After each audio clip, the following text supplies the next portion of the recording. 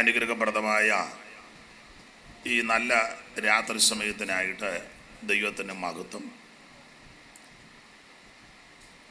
Assemblies ബോർഡിൻ്റെ വെൺമണി സഭയുടെ ശുശ്രൂഷ ചെയ്യുന്ന ആദരണീയ കർത്തദാസൻ പ്രിയ തോമസ് അബ്രഹാം അവർകൾ, അപ്പോൾ തന്നെ ഈ സെക്ഷൻ്റെ ചുമതല വഹിച്ച് ഇന്ന് രാത്രി ഈ സുവിശേഷ യോഗം ദൈവസന്നിധിയിൽ പ്രാർത്ഥിച്ച് ഭാരമേൽപ്പിച്ച എൻ്റെ സഹപഠനം കൂടിയായിരിക്കുന്ന ബഹുമാനപ്പെട്ട ഷൈജു പാസ്റ്റർ അവർകൾ, ഇവിടെ പ്രാർത്ഥനയിൽ സഹായിച്ച ബഹുമാന്യ ദൈവഭൃത്യന്മാർ പ്രിയ സൈമൺ പാസ്റ്റർ അടക്കമുള്ള ബഹുമാന്യരായ കർത്തദാസന്മാർ, പ്രാർത്ഥനയോടെ ഇന്ന് രാത്രി ഈ ശുശ്രൂഷയിൽ സംബന്ധിക്കുന്ന കർത്തദാസന്മാർ, അവരുടെ കുടുംബങ്ങൾ, ഈ സ്ഥലം, സഭ, ഇവിടെ ദൈവത്തെ ആരാധിക്കുന്ന ദൈവമക്കൾ, സമീപ സഭകളിൽ നിന്നും മറ്റിടങ്ങളിൽ നിന്നൊക്കെ ഇന്ന് രാത്രി ഈ ശുശ്രൂഷയിൽ സംബന്ധിക്കുന്ന ബഹുമാന്യരായ ദൈവമക്കൾ, ദൂരത്തിരുന്ന് ഈ ശുശ്രൂഷ കാണുകയും കേൾക്കുകയും ചെയ്യുന്ന പ്രിയപ്പെട്ടവർ, അനുഗ്രഹിക്കപ്പെട്ടതായ ഗായക സംഘം, മൈക്ക് ഓപ്പറേറ്റ് ചെയ്യുന്നവർ, വീഡിയോ പകർത്തിക്കൊണ്ടിരിക്കുന്ന പ്രിയപ്പെട്ടവർ, വിശേഷിച്ച് ഈ കൺവെൻഷന് മുഖാന്തരം ബഹുമാനപ്പെട്ട ദൈവദാസൻ ഓർപ്പിച്ചതുപോലെ അമേരിക്കയിലെ ഡാളസിലായിരിക്കുന്ന ബേബിച്ചായൻ്റെ ജ്യേഷ്ഠ സഹോദരൻ പ്രിയ കോശിച്ചായന്, തങ്കമാമ, അവരുടെ കുഞ്ഞുങ്ങൾ, അവരാണ് ഇതിന് മുഖാന്തരം. ഏറെ നാളുകൾക്ക് മുമ്പ് വിളിച്ച് ഓർപ്പിച്ച് ഞാനും ആ വിഷയത്തിന് വേണ്ടി പ്രാർത്ഥിച്ചു, സഭയായിട്ട് പ്രാർത്ഥിച്ചു. ബേബിച്ചായൻ ആ കാര്യങ്ങളെല്ലാം ഇത്രത്തോളം ഭംഗിയോടെ നടത്തിക്കൊണ്ടിരിക്കുന്നു. ഇവിടുത്തെ സഭയും ശുശ്രൂഷകനും ചുമതലപ്പെട്ടവരും അതിന് വളരെ സഹായമായി നിന്ന് ഈ ദേശത്തുള്ളവരുടെ സഹകരണത്താലും ഇന്ന് രാത്രിയും അവിടുന്ന് അനുവദിക്കുന്ന പക്ഷം നാളെ രാത്രിയിലും ഇവിടെ നടക്കുന്ന ഈ ശുശ്രൂഷ എല്ലാവർക്കും അനുഗ്രഹമാകട്ടെ. വിശേഷിച്ച് കോശിച്ചായനും കുടുംബത്തിനും ഈ ആദികാട്ടയത്തെ എല്ലാ കുടുംബാംഗങ്ങൾക്കും, അദ്ദേഹത്തിൻ്റെ സഹോദരങ്ങളൊക്കെ അവിടെ ഉണ്ട്, എല്ലാവർക്കും കർത്താവിൻ്റെ നാമത്തിൽ ഈ രാത്രിയിൽ വന്ദനം ചൊല്ലുന്നു. ദൈവം എല്ലാവരെയും അനുഗ്രഹിക്കട്ടെ. എനിക്ക് ഓർഡർലെസ് മൈക്കുണ്ടോ?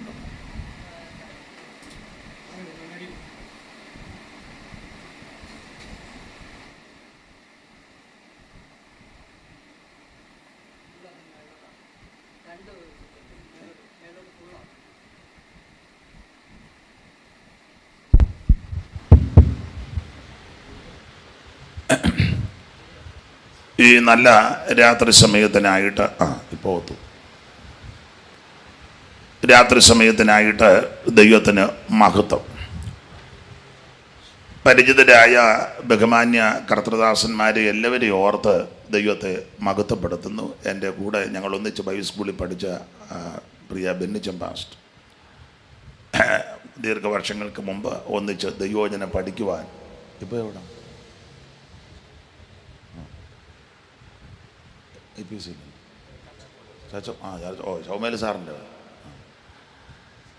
ബഹുമാനപ്പെട്ട ശമുവേൽ സാറ്, ജോർജാനെ ഞാൻ കണ്ടു പുറകിരിക്കുന്നു. അങ്ങനെ പരിചിതരായ ധാരാളം പ്രിയപ്പെട്ടവരുണ്ട്. ബഹുമാന്യ കർത്തദാസന്മാർ എല്ലാവരെയും ഓർത്ത് ദൈവത്തെ സ്തുതിക്കുന്നു. ഇന്ന് രാത്രി എല്ലാവരെയും ദൈവം അനുഗ്രഹിക്കട്ടെ. ഈ രാത്രിയിലെ തിരുവചന ചിന്തയ്ക്ക് അടിസ്ഥാനമായിട്ട് വായിച്ചത് വനയിതങ്ങെടുത്തോ, ഇനി വേണ്ട, വളരെ പരിചിതമായ തിരുവെടുത്താണ്. ഞാൻ വാക്യം വായിക്കാൻ പറഞ്ഞത് ചില സഭകളിലൊക്കെ അങ്ങനെ വായിക്കുന്നവരുണ്ട്. വെളിയിൽ നിന്ന് ഒരാൾ കയറി വായിച്ചാൽ ചിലർക്ക് ഇഷ്ടപ്പെടുകയില്ല. അതങ്ങനെ പൊട്ടക്കുളത്തിൽ പുളകം പണിയും തരുന്ന. അപ്പോൾ അതുകൊണ്ട് ചിലർക്ക് ഇഷ്ടപ്പെടുകയില്ല. അതുകൊണ്ട് ഈ സഭയിൽ ആരെങ്കിലും ഉണ്ടെങ്കിൽ അവർ അങ്ങനെ, ഈ ചില സഭകളിൽ ആസ്ഥാന പാട്ടുകാർ, ആസ്ഥാന വായനക്കാർ, പ്രാർത്ഥിച്ച് തുടങ്ങുന്ന ഇന്നയാളാണ്, വേറൊരാൾ തുടങ്ങിയ പ്രശ്നമാണ്, പ്രാർത്ഥിച്ച് നിർത്തുന്നതും ഇന്നയാളാണ്, അത് മാത്രം പ്രതീക്ഷിച്ച് വരുന്ന ആൾക്കാരുണ്ട്. അപ്പോൾ അതിനിടയ്ക്ക് കയറിക്കൊണ്ട് അളിയാ വഴക്കുണ്ടോ എന്ന് ചോദിച്ചാൽ അത് ബുദ്ധിമുട്ടായിട്ട് വരും. അപ്പം അതുകൊണ്ടാണ് ആരെങ്കിലും ഉടമ്പം. പിന്നെ ദൈവദാസൻ തന്നെ അതങ്ങ് ഏറ്റെടുത്ത്, വേറെ ആരും ഇല്ലല്ലോ.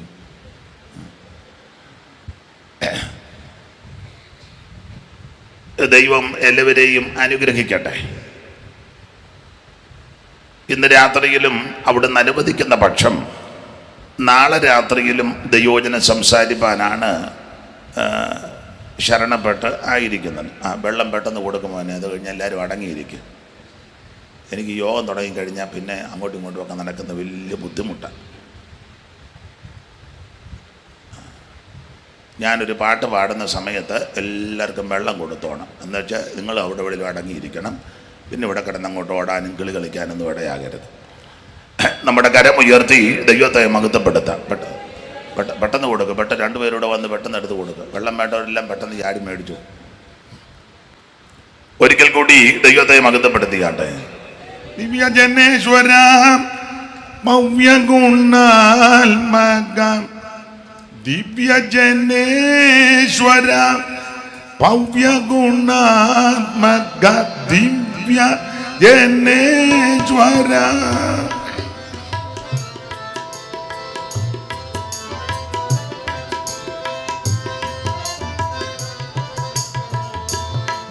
ദിവ്യജനേശ്വര ഭവ്യഗുണാത്മക, ദിവ്യജനേശ്വര ഭവ്യഗുണാത്മക, ഭാഗ്യമൃതദായക, തിരുപാദം ഗതിനായക, തിരുപാദം ഗതിനായക, തിരുപാദം ഗതിനായക.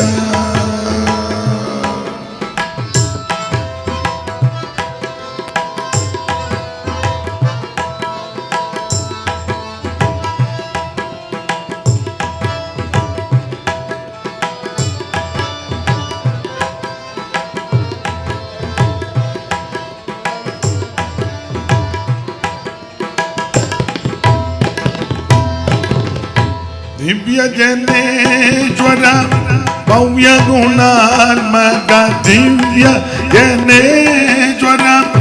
ഭവ്യഗുണാത്മക, ഭാഗ്യമൃതദായക, തിരുപാദം ഗതിനായക, തിരുപാദം ഗതിനായക.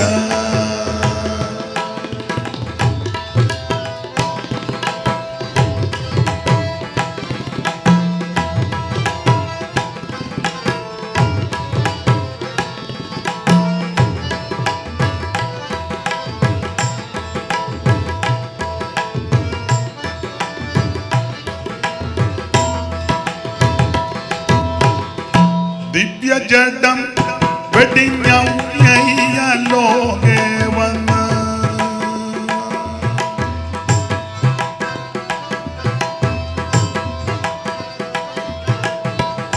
ദിവ്യജഡം വെടിഞ്ഞൗലോകെ വന്ന്,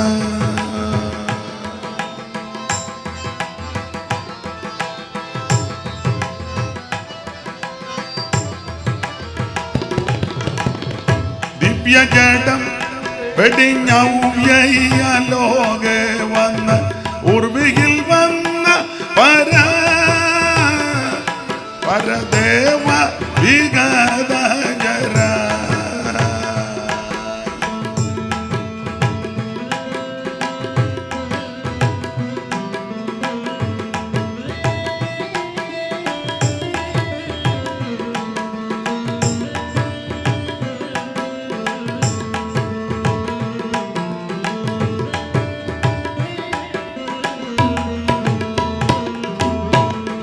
ദിവ്യജഡം വെടിഞ്ഞൗലോകെ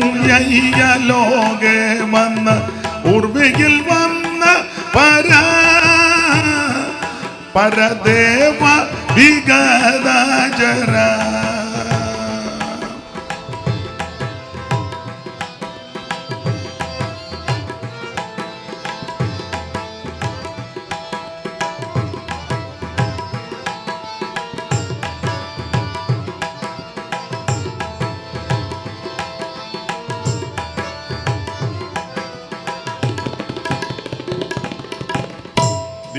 ജഡം വെടിഞ്ഞ ഉയ്യലോകെ ഉർവിയിൽ വന്ന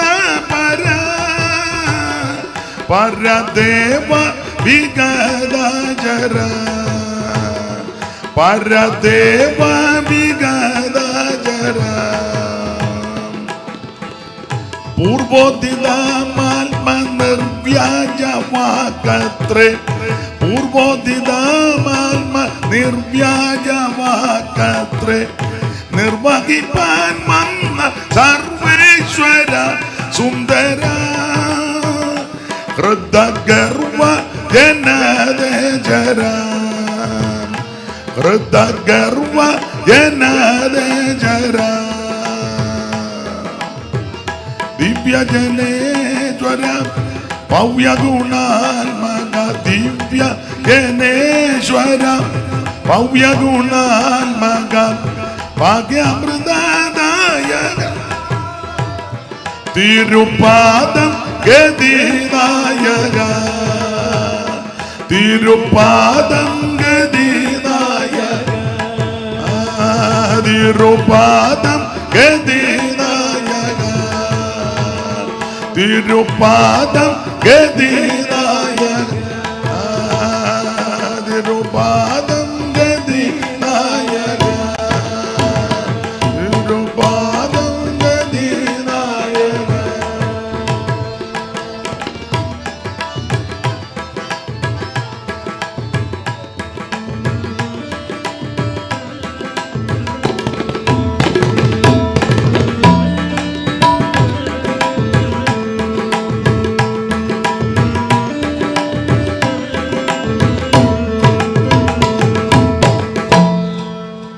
നമ്മുടെ കരമുയർത്തി ഒരിക്കൽ കൂടി ദൈവത്തെ മഹത്വപ്പെടുത്താം.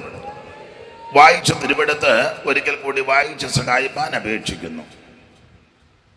ആകയാൽ സ്വർഗത്തിലുള്ളവയുടെ പ്രതിബിംബങ്ങളെ ഈ വകയാൽ ശുദ്ധമാക്കുന്നത് ആവശ്യം. സ്വർഗീയമായവയ്ക്കോ ഇവയേക്കാൾ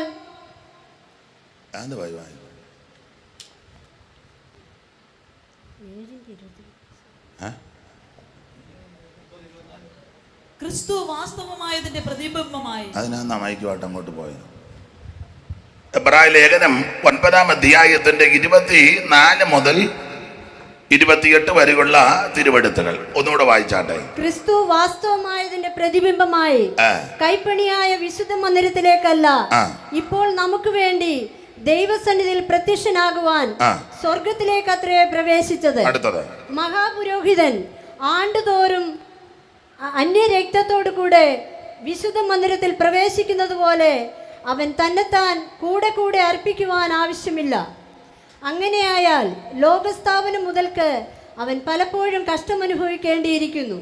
എന്നാൽ അവൻ ലോകാവസാനത്തിൽ സ്വന്തം യാഗം കൊണ്ട് പാപപരിഹാരം വരുത്തുവാൻ ഒരിക്കൽ പ്രത്യക്ഷനായി. ഒരിക്കൽ മരിക്കുകയും പിന്നെ ന്യായവിധിയും മനുഷ്യർക്ക് നിയമിച്ചിരിക്കയാൽ ക്രിസ്തുവും അങ്ങനെ തന്നെ അനേകരുടെ പാപങ്ങളെ ചുമപ്പാൻ ഒരിക്കൽ അർപ്പിക്കപ്പെട്ടു. തനിക്കായി കാത്തു നിൽക്കുന്നവരുടെ രക്ഷയ്ക്കായി അവൻ പാപം കൂടാതെ രണ്ടാമത് പ്രത്യക്ഷനാകും. നമ്മുടെ കരമുയർത്തി ഒരിക്കൽ കൂടി കർത്താവിനെ മഹത്വപ്പെടുത്താം. എബ്രായ ലേഖനം 9-ാം അധ്യായത്തിന്റെ 24 മുതൽ 28 വരെയുള്ള തിരുവെഴുത്തുകളാണ് ഇന്ന് രാത്രിയിലെ തിരുവചന ചിന്തയ്ക്ക് അടിസ്ഥാനമായിട്ട് വായിച്ചത്. ബഹുമാന്യ കർത്തദാസൻ സമയം അറിയിച്ചിട്ടുണ്ട്. ആ കൃത്യസമയത്ത് തന്നെ ഇന്ന് പ്രസംഗം നിർത്തും. അവിടുന്ന് അനുവദിച്ചാൽ നാളെ രാത്രിയിലും ഇവിടെ വെച്ച് യോഗമുണ്ട്. നാളെ ഞാനും ഇച്ചിരി നേരത്തെ വരും. ഇച്ചിരി നേരത്തെ കഴിഞ്ഞ് സമയം തരണം. ഇന്ന് പല കാര്യങ്ങളില്ലയോ യോഗത്തിൻ്റെ ആരംഭത്തിൽ എല്ലാം ഒരു ക്രമീകരണത്തിൽ വരണം. അപ്പം നാളെ ഇച്ചിരി ഏറെ സമയം, നാളെ എനിക്ക് 2 മണിക്കൂർ കൂടുതൽ വേണം. ഇന്ന് ഞാനങ്ങ് അടങ്ങുക. ദൈവത്തിന് മഹത്വം. നാളെ നമുക്ക് സഭായോഗമുണ്ടല്ലോ. അപ്പോൾ അതുകൊണ്ട് ഇന്ന് അധിക സമയം എടുക്കുന്നത് അത്ര യോഗ്യമാണെന്ന് തോന്നുന്നില്ല. പിന്നെ ഗുണമാകാനാന്നേ 5 മിനിറ്റ് മതി, 5 തന്നെ വേണ്ട. തന്നെയുമല്ല, ഇന്ന് രാത്രിയിൽ ഇത്രയും പേർക്ക് ഇവിടെ ഒന്നിച്ച് കൂടുവാനിടയായി. റോഡിനപ്പുറമൊക്കെ ആൾ നിൽക്കുക പരിമിതിയുണ്ടല്ലോ. നമുക്ക് കുറച്ചുകൂടി വലിയ ഗ്രൗണ്ട് എടുക്കുന്നത് നല്ലതായിരുന്നു. എന്നാലും കുഴപ്പമില്ല, വേവിച്ചാനിങ്ങനെ ലോപ്പിച്ചാൽ എന്ത് വളരെ നന്നായിരിക്കുന്നു.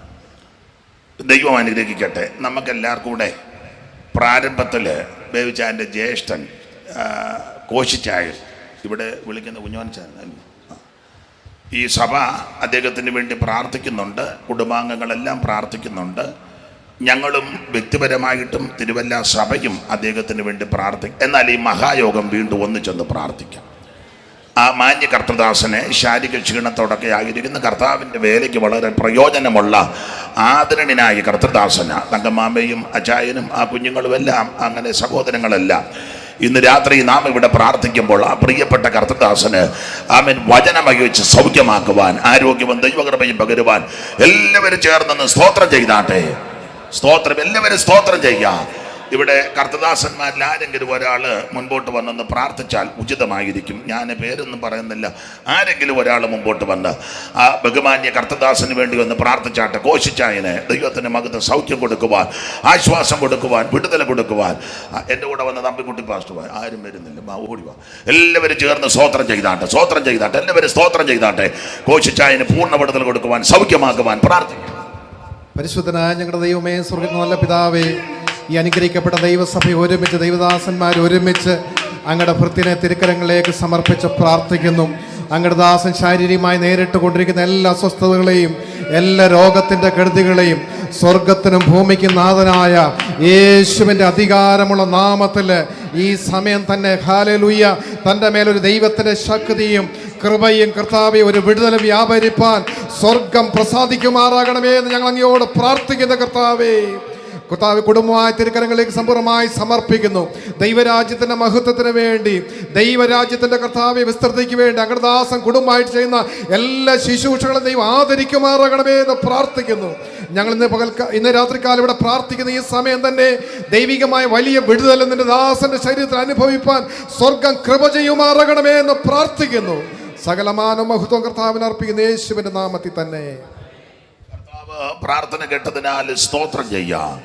സ്തോത്രം, സ്തോത്രം, സ്തോത്രം. ജാവിനവകാശത്തിൽ നദി ദയയാൽ ദേവൻ ദത്താക്കിന നമ്മെ. ജാവിനവകാശത്തിൽ നദി ദയയാൽ ദേവൻ ദത്താക്കിന നമ്മെ. ജാവ മകന്ന പുതുപൂവ ഞങ്ങളിൽ സദാ.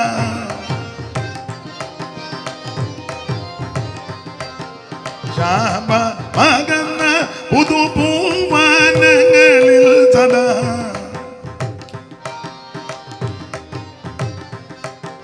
ശാപ മകന്ന പുതുപൂവാനങ്ങളിൽ സദാ. മേപുന്നതിന നിത്യം വീട പൂമാൻകളിന്ന് ദേവജന സമാജമേ. നിങ്ങളെ ശേഷം ജീവനാഥനെ സ്തുതിപ്പിൻ. നിങ്ങളെ ശേഷം ജീവനാഥനെ സ്തുതിപ്പിൻ.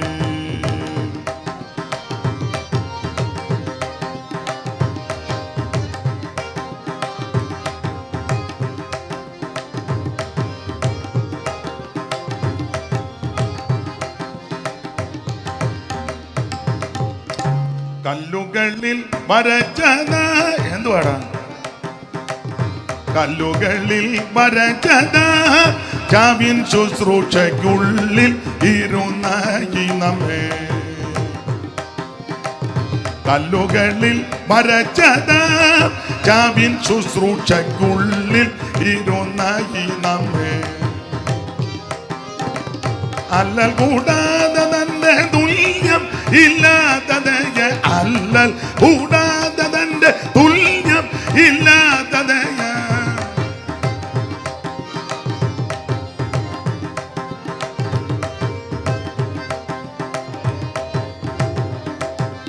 അല്ലൽ കൂടാതെ തന്റെ തുല്യം ഇല്ലാത്തതയ.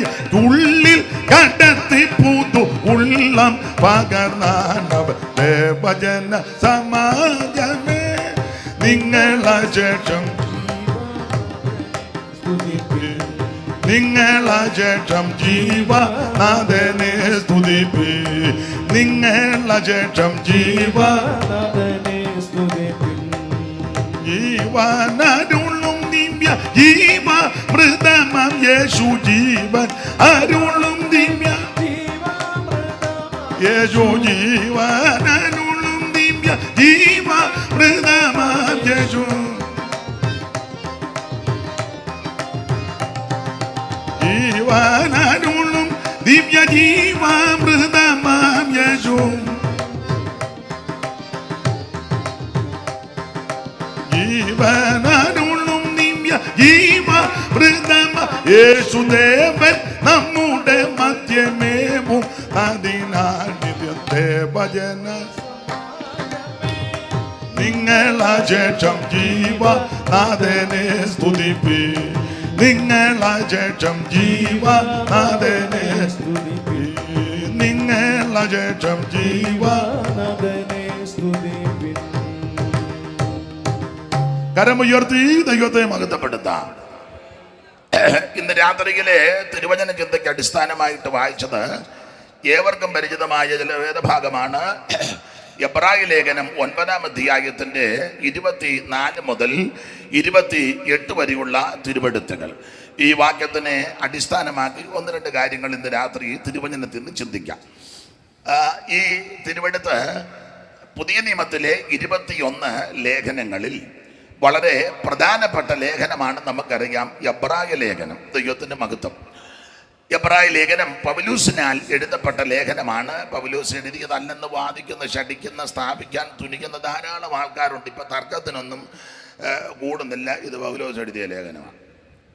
ഇപ്പോഴത്തെ പുതിയ ഈ പഠിപ്പീരുകാർ ചിലർ, എല്ലാവരുമല്ല, ചിലർ പറയാറുണ്ട് ഇങ്ങനെയുണ്ട് അങ്ങനെയുണ്ട്, നിങ്ങൾക്ക് എങ്ങനെ വേണേലും അങ്ങനെയൊന്നും വല്ലത് ഇങ്ങനെ തന്നെ. അപ്പൊ അതുകൊണ്ട് ഈ ലേഖനം ധന്യനായ പൗലോസിനാൽ എഴുതപ്പെട്ട ലേഖനമാണ്. ഇതിൻ്റെ അധ്യായങ്ങളെ, അധ്യായത്തിൻ്റെ ഘടനകള്, ഭാഷകള്, പ്രയോഗങ്ങള്, അതിൻ്റെ ശൈലി മാത്രമല്ല പഴയ നിയമത്തിലെ വേദസൂക്തങ്ങൾ എടുത്ത് അത് അടുക്കടുക്കായിട്ട് വിഷയാധിഷ്ഠിതമായി ഈ പുസ്തകത്തിൽ രേഖപ്പെടുത്തി കൊടുത്തിരിക്കുന്നത് കൊണ്ടും മാത്രമല്ല ന്യായപ്രമാണത്തെപ്പറ്റി അഗാധ പാണ്ഡിത്യമില്ലാത്ത ഒരാൾക്ക് എബ്രായ ലേഖനം എഴുതുവാനും അസാധ്യമാണ്. വേദപണ്ഡിതാക്കൾ ചിലർ പറയുന്നത് പുതിയ നിയമത്തിലെ ലേവ്യ പുസ്തകമാണ് എബ്രായ ലേഖനമെന്ന. ഈ എബ്രായ ലേഖനത്തെ പറ്റി പഠിക്കുമ്പോൾ എല്ലാവർക്കും ഒന്നും ഈ ലേഖനം വലിയ തൃപ്തിയല്ല, മിക്കവരും വായിക്കത്തുമില്ല. പിന്നെ എബ്രായ ലേഖനത്തിൽ നമുക്കെല്ലാം വളരെ പരിചിതമായ 2 അധ്യായമാണ്, 11ഉം 12ഉം. അതിവിടെ ഇരിക്കുന്ന എല്ലാവർക്കും അറിയാം. ഈ മാന്യ സഹോദരിമാരോടൊക്കെ ചോദിച്ചാൽ അതിലെ വാക്യങ്ങളെല്ലാം മണിമണിയായിട്ട് പറയും. ആകയാൽ സാക്ഷികൾ ഇത്ര വലിയ സമൂഹം അതൊക്കെ നമുക്കറിയാം. വിശ്വാസം എന്നതോ ആശിക്കുന്നതിൻ്റെ അത് മുഴുവൻ ആൾക്കാർക്ക് പറയാം. അപ്പൊ ആകെ കൂടെ എബ്രായ ലേഖനത്തിൽ മിക്കവർക്കും പരിചിതമായത് 11-12 അധ്യായമാണ്. 11-ാം അധ്യായം വിശ്വാസവീരന്മാരുടെ പട്ടിക. 12-ാം അധ്യായത്തിലേക്ക് വരുമ്പോഴും അതിനോട് ചേർന്നുള്ള സംഭവങ്ങളാണ്. എന്നാൽ ഇതിനകത്ത് മിക്ക അധ്യായങ്ങളും ഈ 1 മുതൽ 6 വരെയുള്ള അധ്യായം പഠിച്ചാൽ ന്യായപ്രമാണത്തിലെ അല്ലെങ്കിൽ പഴയ നിയമ ആലയത്തോട് ബന്ധപ്പെട്ടുള്ള ആരാധന, യാഗങ്ങള്, ഉത്സവങ്ങള്, അല്ലെ പെരുന്നാളുകള്, അതിൻ്റെ ചിട്ടവട്ടങ്ങളൊക്കെയാണ്. അതുകൊണ്ട് എല്ലാവർക്കും ഇത് വലിയ താല്പര്യവുമില്ല, മിക്കവരും വായിക്കാറുമില്ല. ആ ഭാഗത്തേക്കൊന്നും പോകുന്നില്ല. അപ്പോൾ ഈ ലേഖനം വളരെ ഈടുറ്റ ആഴമേറിയ ലേഖനമാണ് എബ്രായ ലേഖനം. നമുക്കറിയാം എല്ലാ ഭാഗത്തേക്കും ഇന്ന് പോകുന്നില്ല, സമയത്തെയും കൂടെ കണക്കിലെടുത്താം. ദൈവത്തിന് മഹത്വം. ഈ 9-ാം അധ്യായം പഠിച്ചു വരുമ്പോൾ 2 കൂടാരങ്ങളെ പറ്റിയാണ് അതിനകത്ത് പ്രധാന വിഷയം. 2 കൂടാരങ്ങൾ. ഒന്ന് ഈ ഭൂമിയിലെ ദൈവാലയം അല്ലെങ്കിൽ കൂടാരം, 2 സ്വർഗത്തിലുള്ള കൂടാരം. 2ന്റെ താരതമ്യ പഠനമുണ്ട്, അതിലേക്ക് ഇപ്പോൾ പോകുന്നില്ല. ഒരു വാക്യം മാത്രം വായിച്ച ദൈവദാസി 9-ാം അധ്യായം 1-ാം വാക്യം. എന്നാൽ ആദ്യ നിയമത്തിനും ആരാധനയ്ക്കുള്ള ചട്ടങ്ങളും ലൗകികമായ വിശുദ്ധ മന്ദിരവും ഉണ്ടായിരുന്നു. വിശുദ്ധ മന്ദിരം ഉണ്ടായിരുന്നു. അടുത്തത് ഒരു കൂടാരം ചമച്ചു. അതിന്റെ ആദ്യ ഭാഗത്ത് നിലവിളക്കും മേശയും കാഴ്ചയപ്പവും ഉണ്ടായിരുന്നു. അതെ, എല്ലാ ഭാഗങ്ങളും എടുക്കുന്നില്ല. ഈ ആദ്യത്തെ കൂടാരം ലൗകികമാണ്. എന്നാൽ രണ്ടാമത്തതിനെ പറ്റി ഒരു പരാമർശം അതിൻ്റെ 11-ാം വാക്യം ഒന്ന് വായിക്കാം. ക്രിസ്തുവോ വരുവാനുള്ള നന്മകളുടെ മഹാപുരോഹിതനായി വന്നിട്ട് കൈപ്പണിയല്ലാത്തതായി എന്ന് വെച്ചാൽ ഈ സൃഷ്ടിയിൽ ഉൾപ്പെടുത്താതായി വലിപ്പവും തികവുമേറിയ ഒരു കൂടാരത്തിൽ. അപ്പോൾ ഈ ഭൂമിയിലെ കൂടാരം താരതമ്യ പഠനമാ. ഭൂമിയിലെ കൂടാരം ലൗകികമാണ്. എന്നാൽ വേറൊരു കൂടാരം അത് ആരും പണിയാത്തതാ, മനുഷ്യരാരും പണിതതല്ല. അങ്ങനെ ഒത്തിരി താരതമ്യ പഠനമുണ്ട്, അതിലോട്ട് പോകുന്നില്ല. ദൈവത്തിന് മഹത്വം. ഈ കൂടാരത്തിൽ നടക്കുന്ന ശുശ്രൂഷ എത്ര ചെയ്തിട്ടും പാപത്തിന് പരിഹാരമില്ല, കൂടെ കൂടെ കഴിച്ചുകൊണ്ടിരിക്കുക. എന്നാൽ യേശു ക്രിസ്തു അവൻ പൂർണ്ണ പരിഹാരം വരുത്തി സ്വർഗീയ കൂടാരത്തിലോട്ട് പോയി. ഇതൊക്കെ ഈ അധ്യായത്തിലെ പ്രധാനപ്പെട്ട വിഷയം. അങ്ങോട്ട് പോകുന്നില്ല. ഇന്ന് രാത്രി വായിച്ച തിരുവെഴുത്തിനെ അടിസ്ഥാനമാക്കി 9-ാം അധ്യായത്തിൻ്റെ 24 മുതൽ 28 വരെയുള്ള തിരുവെഴുത്ത് പഠിക്കുമ്പോൾ ഇങ്ങനെ ചിന്തിക്കുന്നതാണ് നല്ലത്. ഇവിടെ ഈ വേദഭാഗങ്ങളിൽ യേശു ക്രിസ്തുവിൻ്റെ 3 പ്രത്യക്ഷത, അതാണ് ഈ ഭാഗത്ത് യേശു ക്രിസ്തുവിൻ്റെ 3 പ്രത്യക്ഷത ഈ ഭാഗത്തോടുള്ള ബന്ധത്തിൽ. ഒന്നാമത്തെ പ്രത്യക്ഷത 26-ാം വാക്യം 26. അങ്ങനെയായാൽ ലോകസ്ഥാപനം മുതൽക്ക് അവൻ പലപ്പോഴും കഷ്ടം അനുഭവിക്കേണ്ടിയിരിക്കുന്നു. അടുത്തത് എന്നാൽ അവൻ ലോകാവസാനത്തിൽ സ്വന്തം യാഗം കൊണ്ട് പാപപരിഹാരം വരുത്തുവാൻ ഒരിക്കൽ പ്രത്യക്ഷനായി. ഇത് ആദ്യത്തെ പ്രത്യക്ഷത. ഇനി രണ്ടാമത്തെ ഒരു പ്രത്യക്ഷത ഏതാ? ഈ വായിച്ച വാക്യത്തിൽ നിന്ന് പ്രത്യക്ഷത. രണ്ടാമത്തെ പ്രത്യക്ഷത 24-ാം വാക്യം. ക്രിസ്തു വാസ്തവമായതിന്റെ പ്രതിബിംബമായി കൈപ്പണിയായ വിശുദ്ധ മന്ദിരത്തിലേക്കല്ല, ഇപ്പോൾ നമുക്ക് വേണ്ടി ദൈവസന്നിധിയിൽ പ്രത്യക്ഷനാകുക. അപ്പൊ ഇത് രണ്ടാമത്തെ പ്രത്യക്ഷത, ദൈവസന്നിധിയിൽ ഇപ്പോൾ പ്രത്യക്ഷപ്പെട്ട് നിൽക്കുക. ഇനി മൂന്നാമത്തെ പ്രത്യക്ഷത 28-ാം വാക്യം. ക്രിസ്തു അങ്ങനെ തന്നെ അനേകരുടെ പാപങ്ങളെ ചുമപ്പാൻ ഒരിക്കൽ അർപ്പിക്കപ്പെട്ടു. തനിക്കായി കാത്തു നിൽക്കുന്നവരുടെ രക്ഷയ്ക്കായി അവൻ പാപം കൂടാതെ രണ്ടാമതും അത് മൂന്നാമത്തെ പ്രത്യക്ഷത. എടുത്ത വാക്യത്തോട് ബന്ധപ്പെട്ട ഈ 3 പ്രത്യക്ഷത. അല്ലെങ്കിൽ ചിലരെന്നെ കയറി കൊത്തും, എങ്ങനെയാണോ 3 പ്രത്യക്ഷത 2 പ്രത്യക്ഷത അങ്ങനെ ഇല്ലയോ? എടുത്ത വാക്യത്തില്ല. അപ്പോൾ ഈ ഭാഗത്ത് യേശു ക്രിസ്തുവിന്റെ 3 പ്രത്യക്ഷതയെ പറ്റി പരാമർശിക്കുന്നു. ഇന്ന് രാത്രി അതിനോട് ബന്ധപ്പെട്ട ചില കാര്യങ്ങൾ നമുക്ക് ശാന്തമായിട്ട് ആ നിശ്ചയിക്കപ്പെട്ട സമയ പരിധിയിൽ നിന്ന് ചിന്തിക്കാം. കർത്താവ് എല്ലാവരെയും അനുഗ്രഹിക്കട്ടെ. ഞാൻ ഓർപ്പിച്ചല്ലോ, എബ്രായ ലേഖനം നിങ്ങൾക്കറിയാം. പെൺമണിക്കാരെ ഇതൊന്നും പഠിപ്പിക്കേണ്ട കാര്യമില്ല, എല്ലാം പഠിച്ച് നല്ല തിട്ടമായിട്ടിരിക്കുന്നവരാ. അതുകൊണ്ട് ചിലർ ബൈബിൾ പോലും കൊണ്ടുവന്നിട്ടില്ല. നല്ല തിട്ടമാണ്. ചിലർ കൊണ്ടുവന്നിട്ട് തുറക്കുന്നുമില്ല, അത് അതിലും തിട്ടമുള്ളവരാ. ഇനിയിപ്പോൾ പറഞ്ഞെന്നോർത്ത് തുറക്കുമൊന്നും വേണ്ട, അങ്ങനെ തന്നെ ഇരിക്കട്ടെ. അപ്പോൾ എനിക്ക് ബഹുമാനം, വളരെ നല്ല വേദപരിജ്ഞാനവും അറിവും തിട്ടമുള്ളവരാ ഈ ദേശത്തുള്ളവർ. തന്നെയല്ല എല്ലാം വലിയ അറിവുള്ളവരാ, എല്ലാം വലിയ ജ്ഞാനികളാണ്. നിങ്ങളെ ഓർത്ത് ദൈവത്തെ മഹത്വപ്പെടുത്തുകയാണ്. അതുകൊണ്ട് ഇന്ന് രാത്രി വളരെ ലളിതമായി ചില കാര്യങ്ങൾ ചിന്തിക്കാം. ദൈവത്തിന് മഹത്വം. എബ്രായ ലേഖനത്തിലെ പ്രധാനപ്പെട്ട വിഷയം നമുക്കറിയാം, ഏറെ നല്ലത്.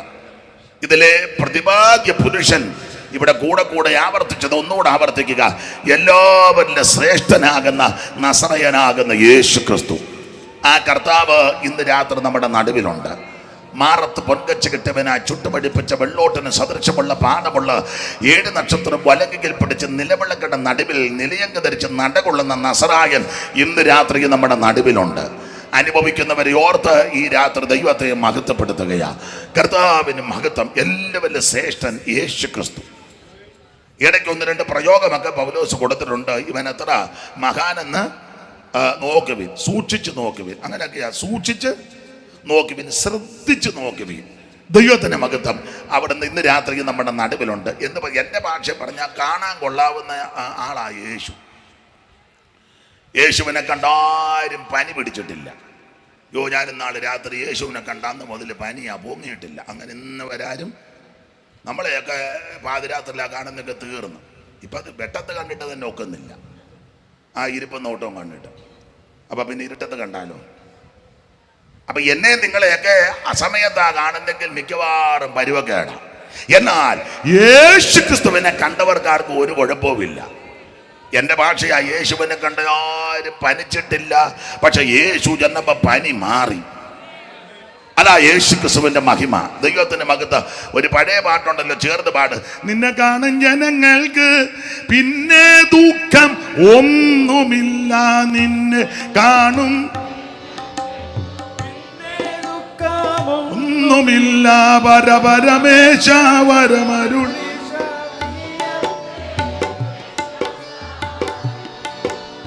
പരപരമേശ വരമരുളീശ നീയത്രേ എൻ രക്ഷാസ്ഥാനം. കാർമേഘത്തിനുള്ളിലും ഞാൻ മിന്നും ശോഭ കാണും, കാർമേഘത്തിനുള്ളിലും ഞാൻ മിന്നും സൂര്യശോഭ കാണും. ഓ പരപരമേശ വരമരുളീശ നീയത്രേ എൻ രക്ഷാസ്ഥാനം. കരമുയർത്തി ദൈവത്തെ മഹത്വപ്പെടുത്ത. സാധാരണ ഇടയ്ക്കിടയ്ക്ക് ഇങ്ങനെ ഈ രണ്ട് ശാല പാടുക പതിവാ. ഇന്ന് അതെല്ലാം അങ്ങ് കുറയ്ക്കുക. തന്നെയല്ല, വെൺമണിക്കാരെല്ലാം നല്ല പാട്ടുകാരാ, വെൺമണി കവികൾ തന്നെയുണ്ട്, ഇല്ലയോ ജോമലി സാറേ? ഇല്ലയോ? ഉണ്ട്. വളരെ പ്രചാരം നേടിയവരാ. മാത്രമല്ല, ആത്മീകത്തിൽ വന്നപ്പോൾ പ്രധാനപ്പെട്ട നമ്മുടെ ഇടയിലെ പാട്ടുകാരനായിരുന്നു മൺമറഞ്ഞ ഫിലിപ്പ് സാറ്. ഒരു വാക്ക് പറയുന്നതിന് 2 പാട്ട് വെച്ചാ ഫിലിപ്പ് സാറ്. അപ്പം അങ്ങനെ ഇവിടെ എല്ലാം പാട്ടുകാരാ. ഈ സാറിന് കൂടെ യോഗത്തിനൊക്കെ പാടിയ ധാരാളം ആൾക്കാരുണ്ട്. അപ്പുറം വെട്ടിയാറ്റിലെ ഉഞ്ഞമ്മ കൊച്ചമ്മ മരിച്ചുപോയി. ഉഞ്ഞമാമയും ലില്ലിമാമയും ചിന്നമാമയും ഇപ്പോഴും ഉണ്ടെന്ന് തോന്നുന്നു. അപ്പം ഇവര് നിങ്ങളെല്ലാം നല്ല പാട്ടുകാരാ. അതുകൊണ്ട് ഞാൻ ഇന്ന് അങ്ങ് കുറയ്ക്കുക, നാളെ 2 മണിക്കൂർ തരണേ. ദൈവത്തിന്റെ മഹത്വം. അപ്പൊ ശ്രദ്ധിക്കുക. അതുകൊണ്ട് ഇടയ്ക്ക് അറിയാവുന്ന പാട്ട് പാടുമ്പം ഞാൻ പാടുന്ന ഒക്കുന്നുണ്ടോ എന്ന് നോക്കി ഇരിക്കരുത്. നിങ്ങളും അങ്ങ് പാടിക്കോ, വലിയ കുഴപ്പം വരികയില്ല, നിങ്ങൾക്കും പാടാം. ദൈവത്തിന് മഹത്വം. നാം ഒന്നിച്ച് ദൈവത്തെ മഹത്വപ്പെടുത്തണം. എനിക്ക് അങ്ങ് തടസ്സമായിട്ടിരിക്കുന്നു. അവിടെ പോക്കോ, ഞാനവിടെ പോക്കോ.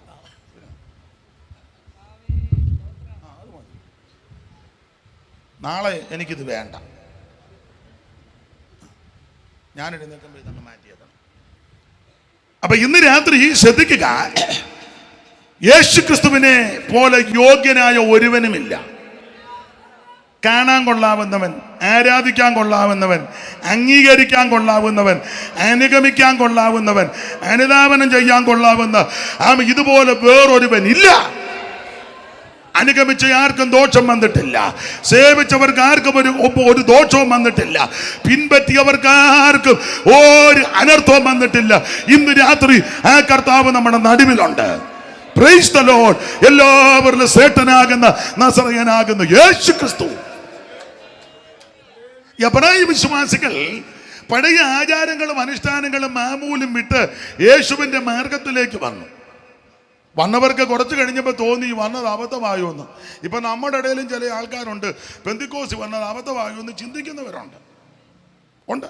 അവർ നേരത്തെ പോകുന്നതാണ് നല്ലത്. വെറുതെ ഇവിടെ മെനക്കെട്ടിരിക്കരുത്, വഴക്കുണ്ടാക്കിയും പോകരുത്. ഞാൻ ഞങ്ങളുടെ സഭയിലും പറയും, ആരേലും പോകുന്നുണ്ടെങ്കിൽ മുമ്പോട്ട് വരണം, പ്രാർത്ഥിച്ച് അനുഗ്രഹിച്ച് വിടും.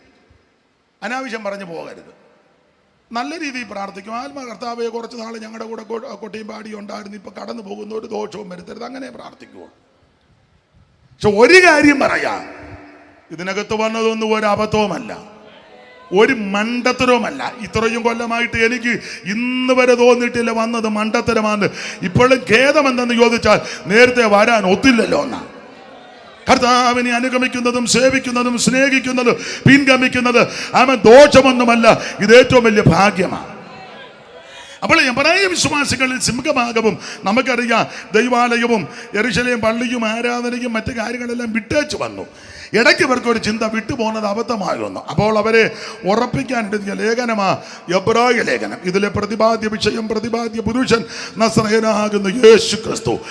യേശു ക്രിസ്തുവാണ് എല്ലാവരും ശ്രേഷ്ഠൻ. അറിയാമല്ലോ, ഇവിടെ ഇരിക്കുന്ന എല്ലാവർക്കും അറിയാം, യേശു ക്രിസ്തു അപ്പോസ്തലന്മാരെക്കാൾ ശ്രേഷ്ഠൻ, യേശു ക്രിസ്തു ദൂതന്മാരെക്കാൾ ശ്രേഷ്ഠൻ, യേശു ക്രിസ്തു മോശയേക്കാൾ ശ്രേഷ്ഠൻ, യേശു ക്രിസ്തു ഹാബേലിനേക്കാൾ ശ്രേഷ്ഠൻ, യേശു ക്രിസ്തു യോശുവയേക്കാൾ ശ്രേഷ്ഠൻ, യേശു ക്രിസ്തു പുരോഹിതന്മാരെക്കാൾ ശ്രേഷ്ഠൻ, യേശു ക്രിസ്തു മഹാപുരോഹിതനേക്കാൾ ശ്രേഷ്ഠൻ, യേശു ക്രിസ്തു മൽക്കിസദേക്കിനേക്കാൾ ശ്രേഷ്ഠൻ, യേശു ക്രിസ്തു ദൈവാലയത്തേക്കാൾ ശ്രേഷ്ഠൻ, യേശു ക്രിസ്തു സ്വർഗത്തേക്കാൾ ശ്രേഷ്ഠൻ. അതുകൊണ്ട് ആരും പിന്മാറിപ്പോകരുത്. നാമോ നാശത്തിലേക്ക് പിന്മാറുന്നവരുടെ കൂട്ടത്തിലല്ല, മറിച്ചോ വിശ്വസിച്ച് ജീവരക്ഷ പ്രാപിക്കുന്നവരുടെ കൂട്ടത്തില്ല. ദൈവത്തിന്റെ മഹത്വം മുൻപോട്ട് പോകാൻ വിവരിക്കുന്നില്ല. ഞാൻ ഓർപ്പിച്ചല്ലോ, 9-ാം അധ്യായത്തിൽ ഈ ഭൂമിയിലെ ദൈവാലയവും സ്വർഗത്തിലെ ആലയവും തമ്മിലുള്ള താരതമ്യ പഠനമാണ്. അതിലേക്കും പോകുന്നില്ല. വായിച്ച തിരുവെടുത്തിൽ ഓർപ്പിച്ചു 3 പ്രത്യക്ഷത, യേശു ക്രിസ്തുവിന്റെ 3 പ്രത്യക്ഷത. ഒന്നാമത്തെ പ്രത്യക്ഷതയാണ് 26-ാം വാക്യം, രണ്ടാമത്തെ പ്രത്യക്ഷതയാണ് 24-ാം വാക്യം, മൂന്നാമത്തെ പ്രത്യക്ഷതയാണ് 28-ാം വാക്യം. കമ്പിവാചകം പോലെ ചില കാര്യം ചിന്തിക്കാം. ഒന്നാമത്തെ പ്രത്യക്ഷത 26-ാം വാക്യം ഒന്നുകൂടെ വായിക്കാം. അങ്ങനെയായാൽ ലോകസ്ഥാപനം മുതൽക്ക് അവൻ പലപ്പോഴും കഷ്ടം അനുഭവിക്കേണ്ടിയിരിക്കുന്നു. അങ്ങനെയായാൽ ലോകസ്ഥാപനം മുതൽക്ക് അവിടുന്ന് പലപ്പോഴും കഷ്ടം അനുഭവിക്കേണ്ടിയിരിക്കുന്നു. അടുത്ത വാക്യം, എന്നാൽ അവിടുന്ന് ലോകാവസാനത്തിൽ സ്വന്തം യാഗം കൊണ്ട് പാപപരിഹാരം വരുത്തുവാൻ ഒരിക്കൽ പ്രത്യക്ഷനായി. ശ്രദ്ധിക്കുക, ഇത് യേശു ക്രിസ്തുവിന്റെ ആദ്യത്തെ പ്രത്യക്ഷതയാണ്. ആദ്യത്തെ പ്രത്യക്ഷത. ദൈവത്തിന് മഹത്വം എന്ന് പറഞ്ഞാൽ കന്യാസൂനുമായി ഈ ഭൂമിയിലേക്ക് ക്രിസ്തുവേശു പിറന്നതിനെ പറ്റിയാണ് 26-ാം വാക്യത്തിൽ കൊടുത്തിരിക്കുന്നത്. ഞാൻ എപ്പോഴും പറയും, എല്ലാവരും ജനിച്ചതുപോലല്ല യേശുവിൻ്റെ ജനനം. അല്ല, നമ്മളാരും ജനിച്ച പോലല്ല യേശു ജനിച്ചത്. നമ്മളത് മാത്രമാണോ?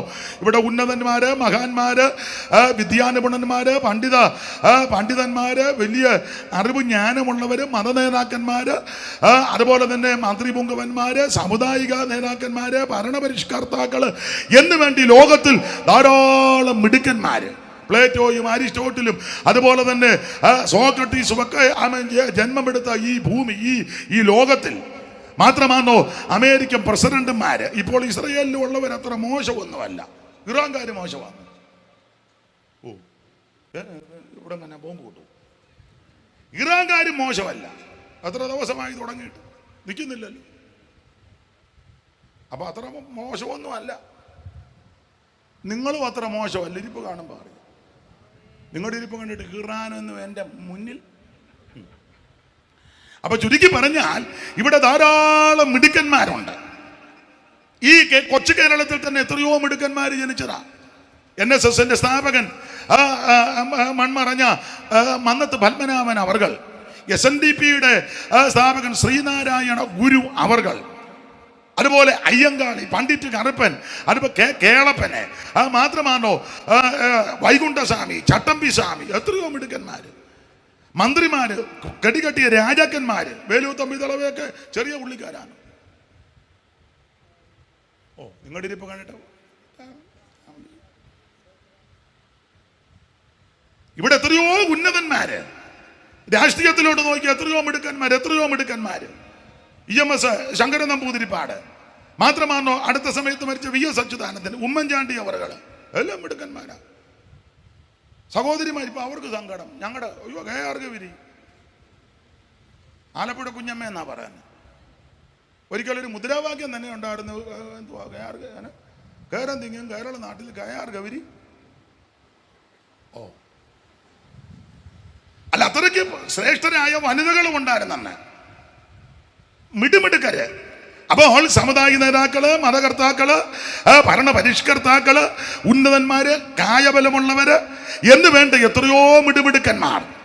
ഇന്ത്യയുടെ പ്രഥമ പ്രധാനമന്ത്രി, പിള്ളേരെല്ലാം ചാച്ചാജി. മോളെ ഇങ്ങോട്ട് നോക്കടി, എടി ചാച്ചാജി അറിയാം ആരാ?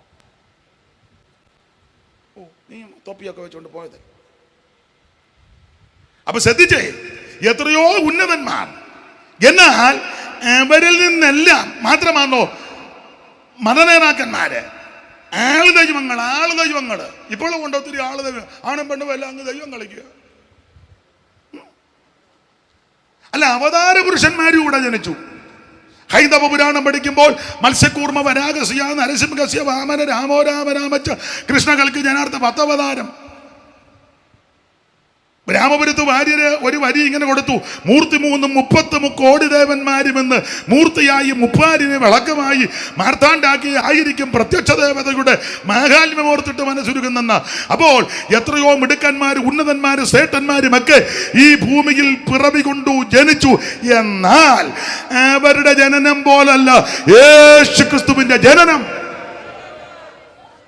അല്ല, ദൈവത്തിന് മഹത്വം. നിവാസികളെ രക്ഷ ചെയ്വതിന് അക്ഷയ കുമാരനേശു മർത്യനായി വന്നു. നിവാസികളെ രക്ഷ ചെയ്വതിന് അക്ഷയ കുമാരനേശു മർത്യനായി വന്നു.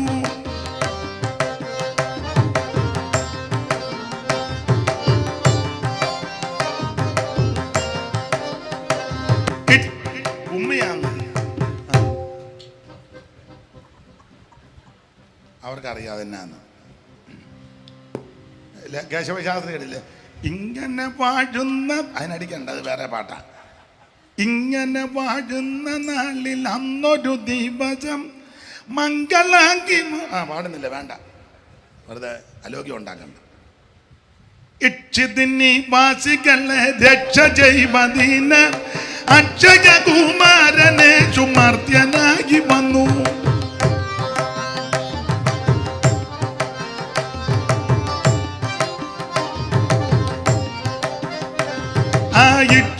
നിവാസികളെ രക്ഷ ചെയ്വതിന് അക്ഷയ കുമാരനെ ചുമർത്യനായി വന്നു.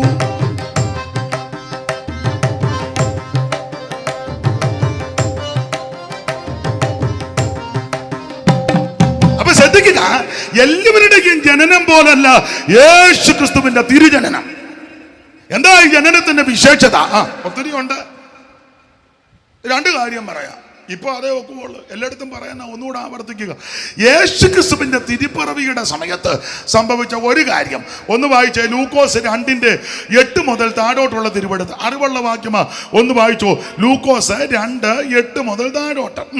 അന്ന് ആ പ്രദേശത്ത് ഇടയന്മാർ രാത്രിയിൽ ആട്ടിൻകൂട്ടത്തെ കാവൽ കാത്ത് വെളിയിൽ പാർത്തിരുന്നു. അടുത്തത്, അപ്പോൾ കർത്താവിന്റെ ഒരു ദൂതൻ അവരുടെ അരികെ. ശ്രദ്ധിച്ചേ, ദൈവത്തിന് മഹത്വം. യേശു ക്രിസ്തുവിന്റെ ജനനം ആദ്യത്തെ പ്രത്യക്ഷതയായി പറഞ്ഞു വരുന്നേ. ആദ്യത്തെ പ്രത്യക്ഷത എല്ലാവരും ജനിച്ചത് പോലല്ല. എന്താ ജനനത്തിന്റെ വിശേഷത? അത് പിന്നാലെ പറയാ, എങ്കിലും കേറി പറയുക. ഈ ജനനത്തിന്റെ വസ്തുത, അവിടുന്ന് ഈ ഭൂമിയിൽ യാതനായപ്പോൾ ഈ ജനന വാർത്ത അറിയിക്കണം, അത്യാവശ്യമാണ്. ജനിച്ചെന്ന് അറിയിക്കണ്ടേ? നമ്മളുമൊക്കെ ജനിച്ചത് അറിയിച്ചു. ഇന്നാളെ ഒരാൾ പറഞ്ഞു, എന്നെ അറിയിച്ചേ ഇല്ലെന്ന് പറഞ്ഞു. എന്നെ വേറൊരു തള്ള പറയുന്നത് കേട്ട് അപ്പുറത്തുകാർ പറഞ്ഞാ ഞാൻ അറിഞ്ഞു. കൊച്ചിനെ കാണാൻ പോകുന്നെന്ന് ചോദിച്ചാൽ പറഞ്ഞു, എന്നെ അതിന് പോകുന്നില്ല, അപ്പുറത്തുകാർ പറഞ്ഞാ ഞാൻ അറിഞ്ഞത്. അവർക്ക് ആർക്കെങ്കിലും എന്നോടൊന്ന് ആട്ടെ, നിങ്ങളുമൊക്കെ അതിൻ്റെ അപ്പുറത്തതാ. ഇപ്പൊ ഈ ജനന വാർത്തയൊന്ന് അറിയിക്കണം.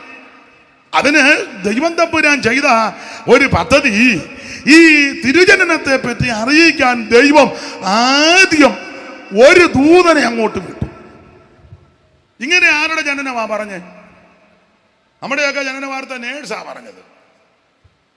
നേഴ്സാ പറഞ്ഞത്. നമ്മൾ ആ ചില്ലിനെ അവിടെ ഇങ്ങനെ നോക്കി നിൽക്കുക. കൊച്ചു പറഞ്ഞ കൊച്ചു. അപ്പം നേഴ്സ് പറഞ്ഞു, അങ്ങോട്ട് മാറി നിൽക്കും, പറയാം. ഉടനെ ഇല്ല കൂടും പിടിച്ചോണ്ട് പുറകോട്ട്. നേഴ്സ് അകത്തോട്ട് കയറുമ്പോൾ പിന്നെ അടുത്തിന് നിങ്ങളോടല്ലേ പറഞ്ഞങ്ങോട്ടും. പിന്നെ ഒരു കണക്കിനാ ഇത് അറിഞ്ഞ ഉടനെ നമ്മൾ ചോദിക്കുന്നത് എന്നാന്നറിയോ, എത്ര കിലോ ഉണ്ടെന്ന്. അതിനെ വിൽക്കാനാന്നോ? ഉടനെ എത്ര കിലോ ഉണ്ടെന്ന് ഒന്നും അറിയാൻ മേല. അന്നേരം തന്നെ തൂക്കി വയ്ക്കാൻ പോവാന്ന്. ഇതൊക്കെയാണ് നമ്മുടെ രീതിയും പ്രവണതയും. പോട്ടെ, ചോദിക്കും എന്തുവാ കോച്ച്, പെങ്കോച്ചാ, സ്ഥലമൊന്നും പറയുന്നില്ല. പണ്ട് ഒരമ്മ നടന്ന കാര്യം ഇപ്പോഴും ആ അമ്മ ജീവിച്ചിരിപ്പുണ്ട്. അമ്മ കോടീശ്വര, 2 കൂട്ടരും 9 പെൺപിള്ളാരെ പ്രസവിച്ചു ആദ്യം. അന്നേരം അമ്മായിയമ്മ മരുമകളായി പ്രസവിക്കുന്നു 9 എണ്ണത്തിന്, 9 പെണ്ണ. അപ്പം ഈ അമ്മായിയമ്മ ബഹളം ഉണ്ടാക്കി, അമ്മായിയപ്പനും പ്രശ്നമുണ്ടാക്കി, ഭയങ്കര പ്രശ്നം. ഉള്ള പെണ്ണിനെ എല്ലാം കൂടെ പെറ്റു കൂട്ടുകയാണ്. അയന്നാ മുതൽ പോവും, കെട്ടിച്ചു വിടണ്ട, അന്നത്തെ കാലമാണ്. അപ്പോൾ ഈ പ്രസവിച്ച ഇപ്പം 95 വയസ്സുണ്ട് അമ്മയ്ക്ക്, 95 കഴിഞ്ഞു. അപ്പോൾ ആ അമ്മ അവരുടെ വീട്ടിൽ ചെന്ന് പറഞ്ഞു, ഞാൻ 9 മക്കളെ പ്രസവിച്ചതിന് പ്രശ്നമുണ്ടാക്കുക. അപ്പോൾ അവരുടെ അപ്പനും അമ്മയും കൂടെ പറഞ്ഞു, നീ ഒരു 9 പെണ്ണിനെയും കൂടെ പ്രസവിച്ചോളാൻ. അയ്യോ, നടന്ന കാര്യമാണ്. അവർ വീണ്ടും വന്ന് 9 പ്രസവം, അത് 9 ആണ്, 18 മക്കള്. ഞാൻ ഓർത്ത് നിങ്ങൾ ഞെട്ടുമായിരിക്കും വന്ന്. കൊള്ളാം, നിങ്ങൾ 30 എണ്ണത്തിനെ പ്രസവിച്ചാൽ ഞെട്ടുകയല്ല. പിന്നെ അല്ല, അങ്ങനെയൊക്കെ ഉണ്ട്. പെണ്ണാന്ന് പറഞ്ഞാൽ ചിലർക്ക് ഇഷ്ടമല്ല. അയ്യോ, തിരുവെടുത്ത് പഠിപ്പിക്കുന്നത് ആണാന്നേലും പെണ്ണാന്നേലും കൊള്ളാം, മക്കൾ യഹോവ തരുന്ന അവകാശമാണ്. അതുകൊണ്ട് ആണിനോടും പെണ്ണിനോടും ഒന്നും മക്കളോട് വേറുകൃത്യം ഒന്നും കാണിക്കരുത് കേട്ടോ. വേറുകൃത്യം കാണിച്ചാൽ തന്നെ അവസാനം കിടന്ന് ഇങ്ങനെ കിടക്കും, ആരും കാണുകയല്ല. നിനക്ക് ദൈവം തരുന്നതാ കുഞ്ഞുങ്ങൾ, ആണാന്നേലും പെണ്ണാന്നേലും. ഞാനിപ്പോൾ ഓർക്കുന്നു, ജോർജാൻ എന്നോട് പറഞ്ഞൊരു ഞാൻ മിക്കയിടത്തും പ്രസംഗിച്ചു. ഞാൻ ചോദിച്ചു, ജോർജ മക്കൾ എല്ലാവരും ഉണ്ട്. അപ്പം ചോദിച്ചു, എന്നാൽ ആരോടാ കൂടുതലൊരു തൃപ്തി? ഉടനെ ജോർജാൻ എന്നോട് പറയാ, ചക്കരയ്ക്ക് അകവും പുറവുണ്ടോ എന്ന്. ജോർജ എന്നോട് പറഞ്ഞല്ലേ, എഴുന്നേറ്റ് നിൽക്കുക, എല്ലാവരും കാണട്ടെ ജോർജാൻ ആരാന്ന്. അല്ലെന്ന് ലൈവിലുണ്ടെന്ന് ആൾക്കാർ. പിന്നെ ഇതാ ജോർജാൻ, വേണമാണ് ജോർജാൻ. ജോർജാൻ എന്നോട് പറഞ്ഞു, എൻ്റെ പാസ്റ്ററെ ചക്കരയ്ക്ക് അകവും പുറവും. അങ്ങനെ ആയിരിക്കണം. കാശുള്ളവൻ കാണും, കാശില്ലാത്തവൻ കാണും, കളറുള്ളവൻ കാണും, കളറില്ലാത്തവൻ കാണും, കഴിവുള്ളവൻ കാണും, കഴിവില്ലാത്തവൻ കാണും. പിള്ളേരുടെയൊക്കെ വേറുകൃത്യം കാണിക്കരുത്. നിനക്ക് തന്നിരിക്കുന്നത് ദൈവം തന്ന മക്കളാ. 2, 3, 5, 8 എത്രയാന്നേലും ദൈവം തരുന്നതാ. പിള്ളേരുടെയൊക്കെ വേറുകൃത്യം കാണിച്ച അവസാനം യാക്കോബ് കടന്ന് കുഴഞ്ഞില്ലേ? ഇല്ലേ? കൊള്ളാം. അങ്ങനെ ഇന്നിപ്പം അച്ചായനൊരിളക്കം കയറി. യോസേപ്പിനൊരു പ്രത്യേക അങ്കി കൊടുക്കാൻ കാര്യമുണ്ട്. യോസേപ്പ് ഈ ന്യൂസ് കൊണ്ട് കൊടുക്കും അപ്പച്ചനിടയ്ക്ക്. ചില സെൻട്രൽ പാസ്റ്റർമാർക്കൊക്കെ ന്യൂസ് കൊടുക്കുന്ന ലോക്കൽ പാസ്റ്റർമാർ ഉണ്ട്. എല്ലായിടത്തും അല്ലെങ്കിൽ ഉണ്ട് തോന്നാ ഇല്ലേ? നിങ്ങളൊന്നും പറയണ്ട, ഞാൻ തന്നെ പറഞ്ഞോളാം. നിങ്ങൾ ഇനി അല്ലേ പിന്നെ സമ്മതം മൂളിയപ്പം നിങ്ങൾ ഇനി തിരിച്ചു കഴിഞ്ഞാൽ പറയാം, താൻ അവിടെ ഇരുന്ന് മൂളെന്ന് ഞാൻ കണ്ടായിരുന്നെന്ന് പറയും. അപ്പോൾ അത് വേണ്ട, ഞാൻ തന്നെ കടിച്ചവൻ തന്നെ വിഷമെടുക്കാം.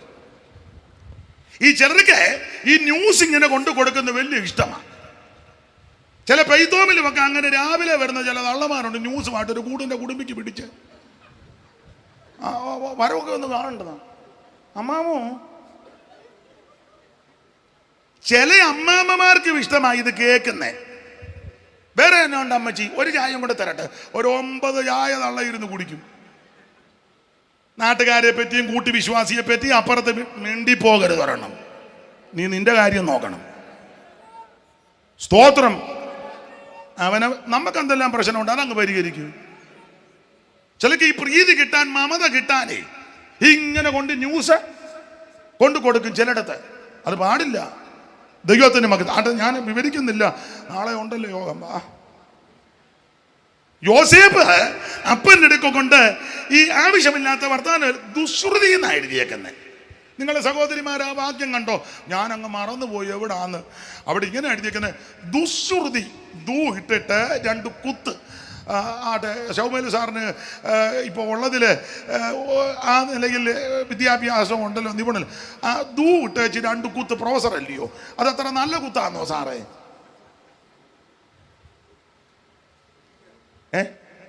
അതാ ജോണച്ചാനും അത്ര മോശമല്ല. ആത്മാവിലായപ്പോൾ ഇംഗ്ലീഷിലാണ് അവിടെ പ്രസംഗിച്ചത്. ദൈവത്തിന് മഹത്വം. അപ്പോൾ അവിടെ ദുശ്രുതി എന്നല്ലേ? ഒന്ന് വായിച്ചേ ആ വാക്യം. എത്രാം വാക്യമാ? 37-ന്റെ ദൈവരാശി എഴുന്നേറ്റ് നിന്ന് വായിക്കും. പിന്നെ ഇങ്ങനെയുള്ള സദസ്സിലൊക്കെ അങ്ങനെ വായിക്കാൻ എഴുന്നേറ്റ് നിൽക്കും. എല്ലാവരും ഒന്ന് കാണട്ടെന്ന്. നടുവ് നട്ടലും ഒന്നുമില്ലേ? എഴുന്നേറ്റ് വായിക്കുക. യോസേപ്പിന് 17 വയസ്സായപ്പോൾ അടുത്തത് ബിൽഗയോട് ശില്പിയോടും കൂടെ അവന് ഇരുന്നാട്ടെ. ദുശ്രുതി അതാ നല്ലതല്ല. അപ്പൊ അപ്പൻ്റെ അടുക്ക വന്ന് ഈ ദുശ്രുതി യോസേപ്പ് പറഞ്ഞു. നല്ല ഉള്ള കാര്യമായ, പക്ഷെ ഇത് ന്യൂസ് കൊടുക്കുക. അതുകൊണ്ട് അപ്പൻ്റെ നല്ല അങ്കി അന്ന് മുതൽ കുടുംബത്തിൽ പ്രശ്നമാണ്. അതുകൊണ്ടാണ് ഞാൻ പറഞ്ഞേ, നമ്മുടെ നാവ് കൊണ്ട് ആവശ്യമില്ലാത്തതൊന്നും കൂട്ടുവിശ്വാസിയെ പറ്റി, കൂട്ടുവേലക്കാരനെ പറ്റി, കൂട്ടു സഹോദരനെ പറ്റി, മറ്റൊരു കുടുംബത്തെ പറ്റി, മറ്റൊരു വ്യക്തിയെ പറ്റി വേറെ ആരോടും വിളമ്പരുത്.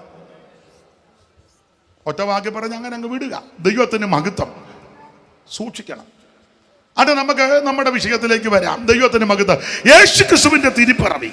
അപ്പൊ ഈ സമയത്ത് ഈ ജനന വാർത്തയെ അറിയിക്കാൻ ദൈവത്തമ്പുരാന്റെ പദ്ധതി, സ്വർഗത്തിൽ നിന്ന് ഒരു ദൂതനെ താഴോട്ട് വിട്ടു. ദൈവത്തിന് ഇഷ്ടം പോലെ ദൂതന്മാരാ. ദൈവത്തിന്റെ രഥങ്ങൾ 1000 കോടി കോടി കോടി കോടി ദൂതരുമായി യേശുരാജൻ വരുന്നേരം മരിച്ചവർ ഉയർത്തിയിടും, വിശുദ്ധന്മാർ പറന്നിടും, കോടി കോടി മരിച്ചവർ ഉയർത്തിയിടും. കരമുയർത്തി ദൈവത്തെ സ്തുതിക്കുക. നിങ്ങളും കൂടെ പാട്. എന്തുവാ അനിതയും മോളമാ? മൈക്കില്ലേ? എന്തിയാ മൈക്കില്ല? ഞാനിവിടെ വിളിച്ച് പറഞ്ഞ് 10 മൈക്ക് വേണമെന്നാണ് പറഞ്ഞു. മൈക്ക് ഇഷ്ടം പോലെ പോണ്ട്. ഇനിയത്തെ പാട്ടിനെ മതി. ഇനിയിപ്പോൾ ഇത് പാടാൻ നേരമില്ല. അപ്പൊ ശ്രദ്ധിക്കുക, ദൈവത്തിന്റെ രഥങ്ങൾ 1000 കോടി കോടിയാണ്. കോടി കോടി ദൂതന്മാരുണ്ട് ദൈവസന്നിധിയിൽ. അപ്പോൾ ദൈവം ഒരു ദൂതനെ ഇങ്ങോട്ട് വിളിച്ചു പറഞ്ഞു, ചെന്ന് ആട്ടടയന്മാരോട് പറയണം, ആമേൻ സ്തോത്രം, ലോകരക്ഷകൻ ജനിച്ചിരിക്കുന്നു, യേശു ജനിച്ചിരിക്കുന്നു. ഈ വാർത്ത എന്ന് പറയാൻ അതാ കർത്താവിന്റെ ഒരു ദൂതൻ. വായിച്ചാട്ടെ ദൈവരാശി മൈക്കിൽ കൂടെ. ദൂതൻ ഏകവചനമാ. അപ്പോൾ ഈ ജനന വാർത്ത അറിയിക്കാൻ ദൈവം തമ്പുരാൻ ആദ്യം ഒരു ദൂതനെ അങ്ങോട്ട് വിട്ടു. ആ ദൂതൻ വന്ന് ഉറങ്ങിക്കിടന്നവരെ എഴുന്നേൽപ്പിച്ച് വെച്ച് പറഞ്ഞു, നിങ്ങൾക്കൊരു രക്ഷകൻ പിറന്നിരിക്കുന്നു, നിങ്ങൾക്ക് സമാധാനം വന്നിരിക്കുക, നിങ്ങൾക്ക് സന്തോഷമുണ്ടായിരിക്കുക, നിങ്ങളുടെ ഭയമെല്ലാം മാറ്റുക. യേശു ക്രിസ്തുവിന്റെ തിരുപ്പിറവി കൊണ്ട് എന്ത് സംഭവിക്കുമെന്ന് ചോദിച്ചാൽ, ഒന്ന്, മനുഷ്യവർഗത്തിന്റെ ഭയം മാറും. ഇന്ന് രാത്രി ഏതേലും വിഷയത്തിൽ ആരെങ്കിലും ഭയപ്പെട്ടിരിക്കുന്നെങ്കിൽ, അത് രോഗമാകട്ടെ, പീഡകളാകട്ടെ, സാമ്പത്തിക ബുദ്ധിമുട്ടാകട്ടെ, ശാരീരിക വൈകല്യങ്ങളാകട്ടെ, കുഞ്ഞുങ്ങളെ ഓർത്ത്, കുടുംബത്തെ ഓർത്ത്, ജീവിതത്തെ ഓർത്ത്, ഏതെങ്കിലും വിഷയത്തിൽ പൈശാചിക ബന്ധനങ്ങൾ ഓർത്തോ, അല്ലെങ്കിൽ മരണഭീതി ഓർത്ത്, മാറാ ദുഃഖ വ്യാധിയായിരിക്കാം, അതൊക്കെ ഓർത്ത് ആരേലും ഭയപ്പെടുന്നെങ്കിൽ ഇന്ന് രാത്രി യേശു നിന്റെ ഭയം മാറ്റും. യേശു നിന്റെ ഭയം മാറ്റും. ഇന്ന് രാത്രി ഭയം മാറ്റുന്നവനാ ക്രിസ്തു. അതുകൊണ്ട് ചിത്തപ്രമങ്ങളോടെ, ആകുലചിന്തയോട്, മരണഭീതിയോട് ഇന്ന് രാത്രി ആരെങ്കിലും എന്നെ കേൾക്കുന്നെങ്കിൽ, ഇവിടെ വന്നിട്ടുണ്ടെങ്കിൽ, ഈ രാത്രി നിന്റെ ഭയത്തിന്റെ ആത്മാവിനെ ശാസിച്ച് ഈ രാത്രി യേശു നിന്നെ വിടുവിക്കും. ഹല്ലേലൂയ. ദൈവത്തിന്റെ മകത്ത്. ഇതേ നമ്മുടെ ഈ വീട്ടിലെ അങ്കണത്തിലെ യോഗമല്ലേ, തന്നെയല്ല വെളിയിലോട്ടുള്ളതെല്ലാം കട്ട് ചെയ്തെന്ന് പറയുന്നത് കേട്ട് അല്ലയോ? നമ്മുടെ യോഗമേ കട്ട് ചെയ്യുള്ളൂ. അവൻ്റെ അല്ലാതെ എല്ലാ പോസ്റ്റേലും. അയ്യോ, ഇന്നലെ ഞാനങ്ങോട്ട് കൺവെൻഷൻ കഴിഞ്ഞ് പോയപ്പോൾ 11 മണിക്ക് മെച്ച അനത്തുക. 11 മണിക്ക് അനത്തുക. ഒരുത്തനും ഒരു കംപ്ലൈൻറ്റും.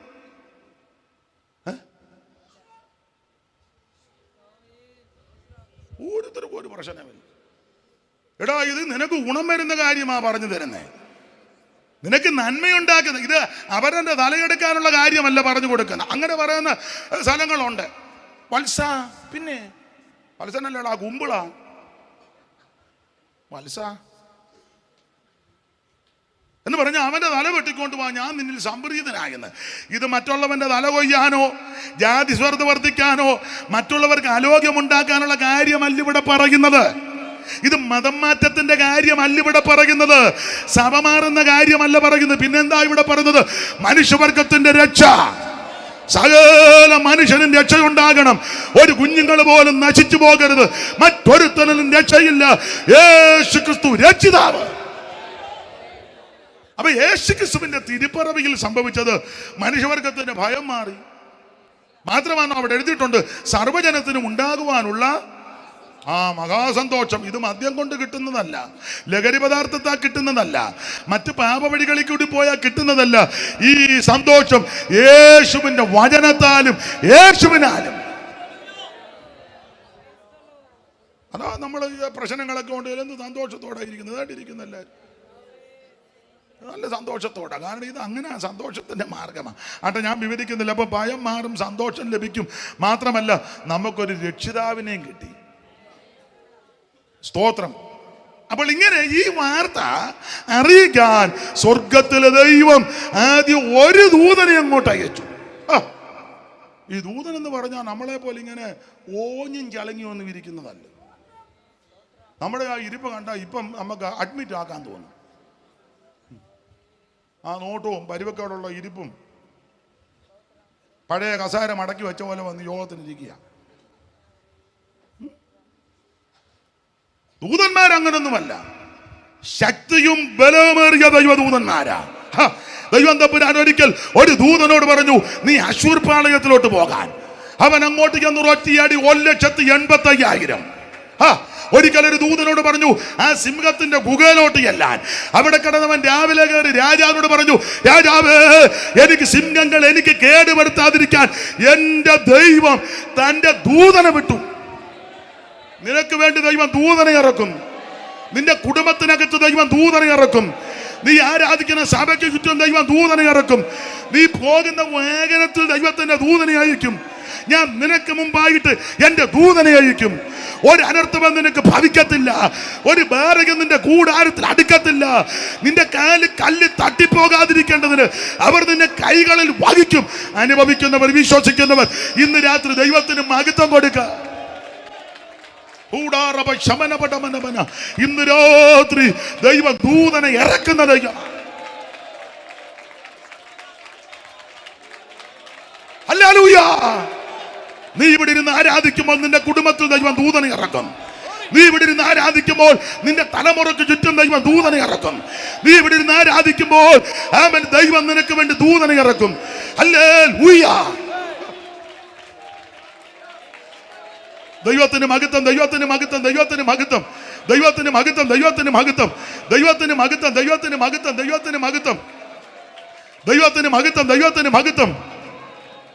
അയ്യോ, തിരുവചനം പഠിപ്പിക്കുമ്പോൾ ഇങ്ങനെ സീസരയുമായുള്ള യുദ്ധത്തിൽ, ഞാൻ വേറൊരു മേഖലയിലോട്ട് ദൈവാത്മാവിനെ നടത്തുന്നുകൊണ്ട്, സീസരയുമായുള്ള യുദ്ധത്തിൽ ഇങ്ങനെ വാക്യ, നക്ഷത്രങ്ങൾ പൊരുതി. ദൂതന്മാരുടെ വാസസ്ഥലം നക്ഷത്രമണ്ഡലമാണ്. നക്ഷത്രങ്ങൾ പൊരുതി. അവ സീസരയുമായി സ്വഗതികൾ പൊരുതി എന്ന ആ 5-ാം അധ്യായത്തിന്റെ 14 മുതൽ 17 മുതൽ വായിച്ചേ. 5-ാം അധ്യായത്തിന്റെ പെട്ടെന്ന് 7-5 ദാൻ കപ്പലുകൾക്കരികെ താമസിക്കുന്നത് അടുത്തത് ആശേർ സമുദ്രതീരത്ത് അനങ്ങാതിരുന്നു. എന്തുവാ പേര്? അമ്മയുടെ പേര് മോനി. ഏത് സഭയില? ഇവിടുത്തെ സഭയില? വീട്ടുപേര് വടക്കേടത്ത്. പെട്ടെന്ന് വായിച്ചല്ലോ, നല്ല തിട്ടമുണ്ടല്ലോ.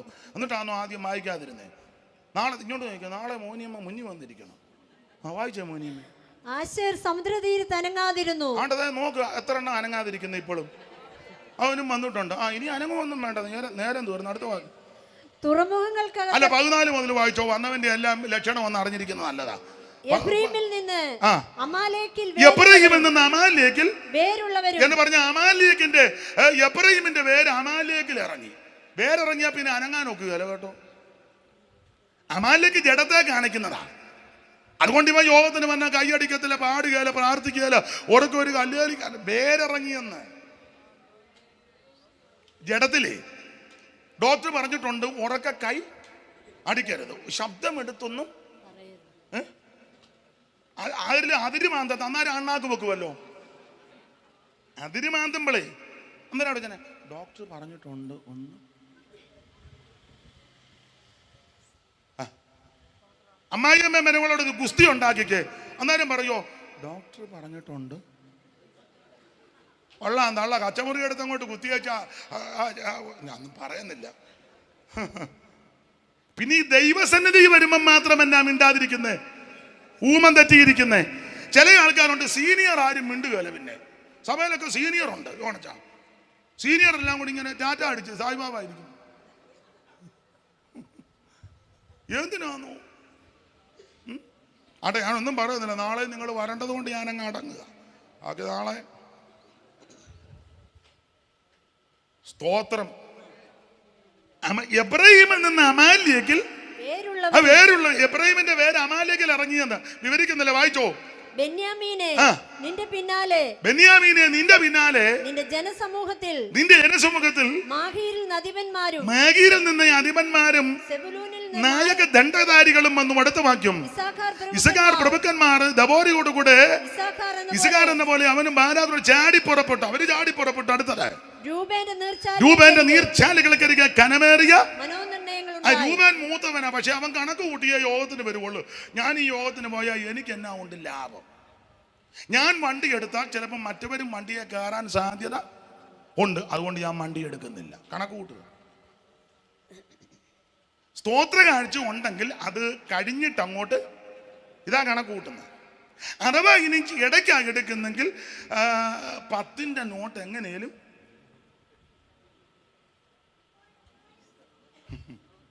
സ്തോത്രം.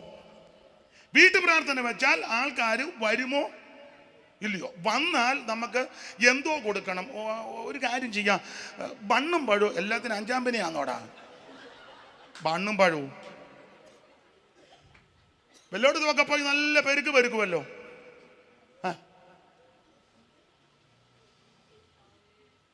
എന്നെ തോമാച്ചാൻ ഒരു പപ്പ നാളെ ഉണ്ട് കേക്കട്ടെന്ന്, ഗുണമാകട്ടെന്ന്. സ്തോത്രം. പിന്നെ ഒരു കാര്യം, എന്നെ ആരും ഫോൺ വിളിച്ച് പറയരുത് ഇങ്ങനെ പ്രസംഗിക്കണോ അങ്ങനെ അതൊക്കെ എനിക്ക് നടത്തിപ്പനുസരിച്ചാണ് പ്രസംഗിക്കുന്നത്. ആരും പറയത്തില്ല. പറഞ്ഞാൽ നിന്റെ പേര് ഞാൻ പറയുകയും ചെയ്യും. നാളെ പറയും. ഇനി ആൾ എന്നെ വിളിച്ച് പറഞ്ഞെന്നും പറയും. നമ്പരും കൊടുക്കും. ഇനി പേര് പറഞ്ഞില്ലേ അത് പൊതുവെ ഞാൻ നമ്പർ പറഞ്ഞു. ഈ നമ്പറിൽ നിന്ന് എന്നെ വിളിച്ചെന്നും പറഞ്ഞു. ദൈവത്തിന് മഹത്വം. ഞാൻ ഞങ്ങളുടെ സഭയിലും പറയാറുണ്ട്. ഒരു വിശ്വാസിയുടെ കുറ്റമോ അവരുടെ എൻ്റെ അടുക്ക വന്ന് പറഞ്ഞാൽ ഞാൻ പൊതുവി പറയും. ഇന്നയാളെ പറ്റി ഇന്ന ദിവസം എന്നോട് പറഞ്ഞെന്ന് പൊതുവി ഞാൻ പറയും. നീ നിന്റെ കാര്യം അങ്ങ് ക്രമീകരിച്ചാൽ മതി. സ്തോത്രം. അതുകൊണ്ട് ഞങ്ങളുടെ സഭയിൽ ഒരു പ്രശ്നവും ഇല്ല. ഞാൻ എന്ത് ഫ്രീ ആണെന്നറിയാമോ? ചില പാസ്റ്റർമാർ കൊണ്ടൊന്ന് തീ തിന്നുക. പറയാമോ പറയാതിരിക്കാമോ, മിണ്ടാമോ വെപ്രാളം കയറിയായിരിക്കും. ദൈവത്തിന് മഹത്വം. അപ്പൊ രൂപേന്റെ നീർച്ചാലുകൾക്കരികെ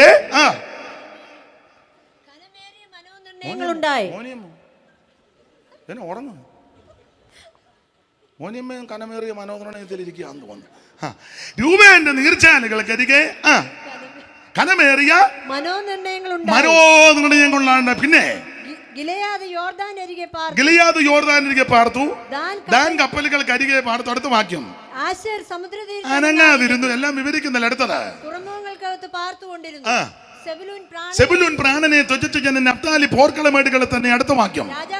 രാജാക്കന്മാർ വന്ന് പൊരുതു, താനാക്കിൽ വെച്ച് മെഗിദ്ദോ വെള്ളത്തിനരികെ വെച്ച് പൊരുതി വെള്ളി അങ്ങവർക്ക് കൊള്ളയായി തീർന്നു. അടുത്ത വാക്യം. ആകാശത്ത് നിന്ന്, അതാ ഞാൻ ചിന്തിച്ചു വന്നത്, ആകാശത്ത് നിന്ന് നക്ഷത്രങ്ങൾ പൊരുതു എന്ന് പറഞ്ഞാൽ ദൈവജനം ദൈവത്തെ ആരാധിച്ചപ്പോൾ അവർക്ക് വേണ്ടി ദൈവം ദൂതനെ ഇറക്കി.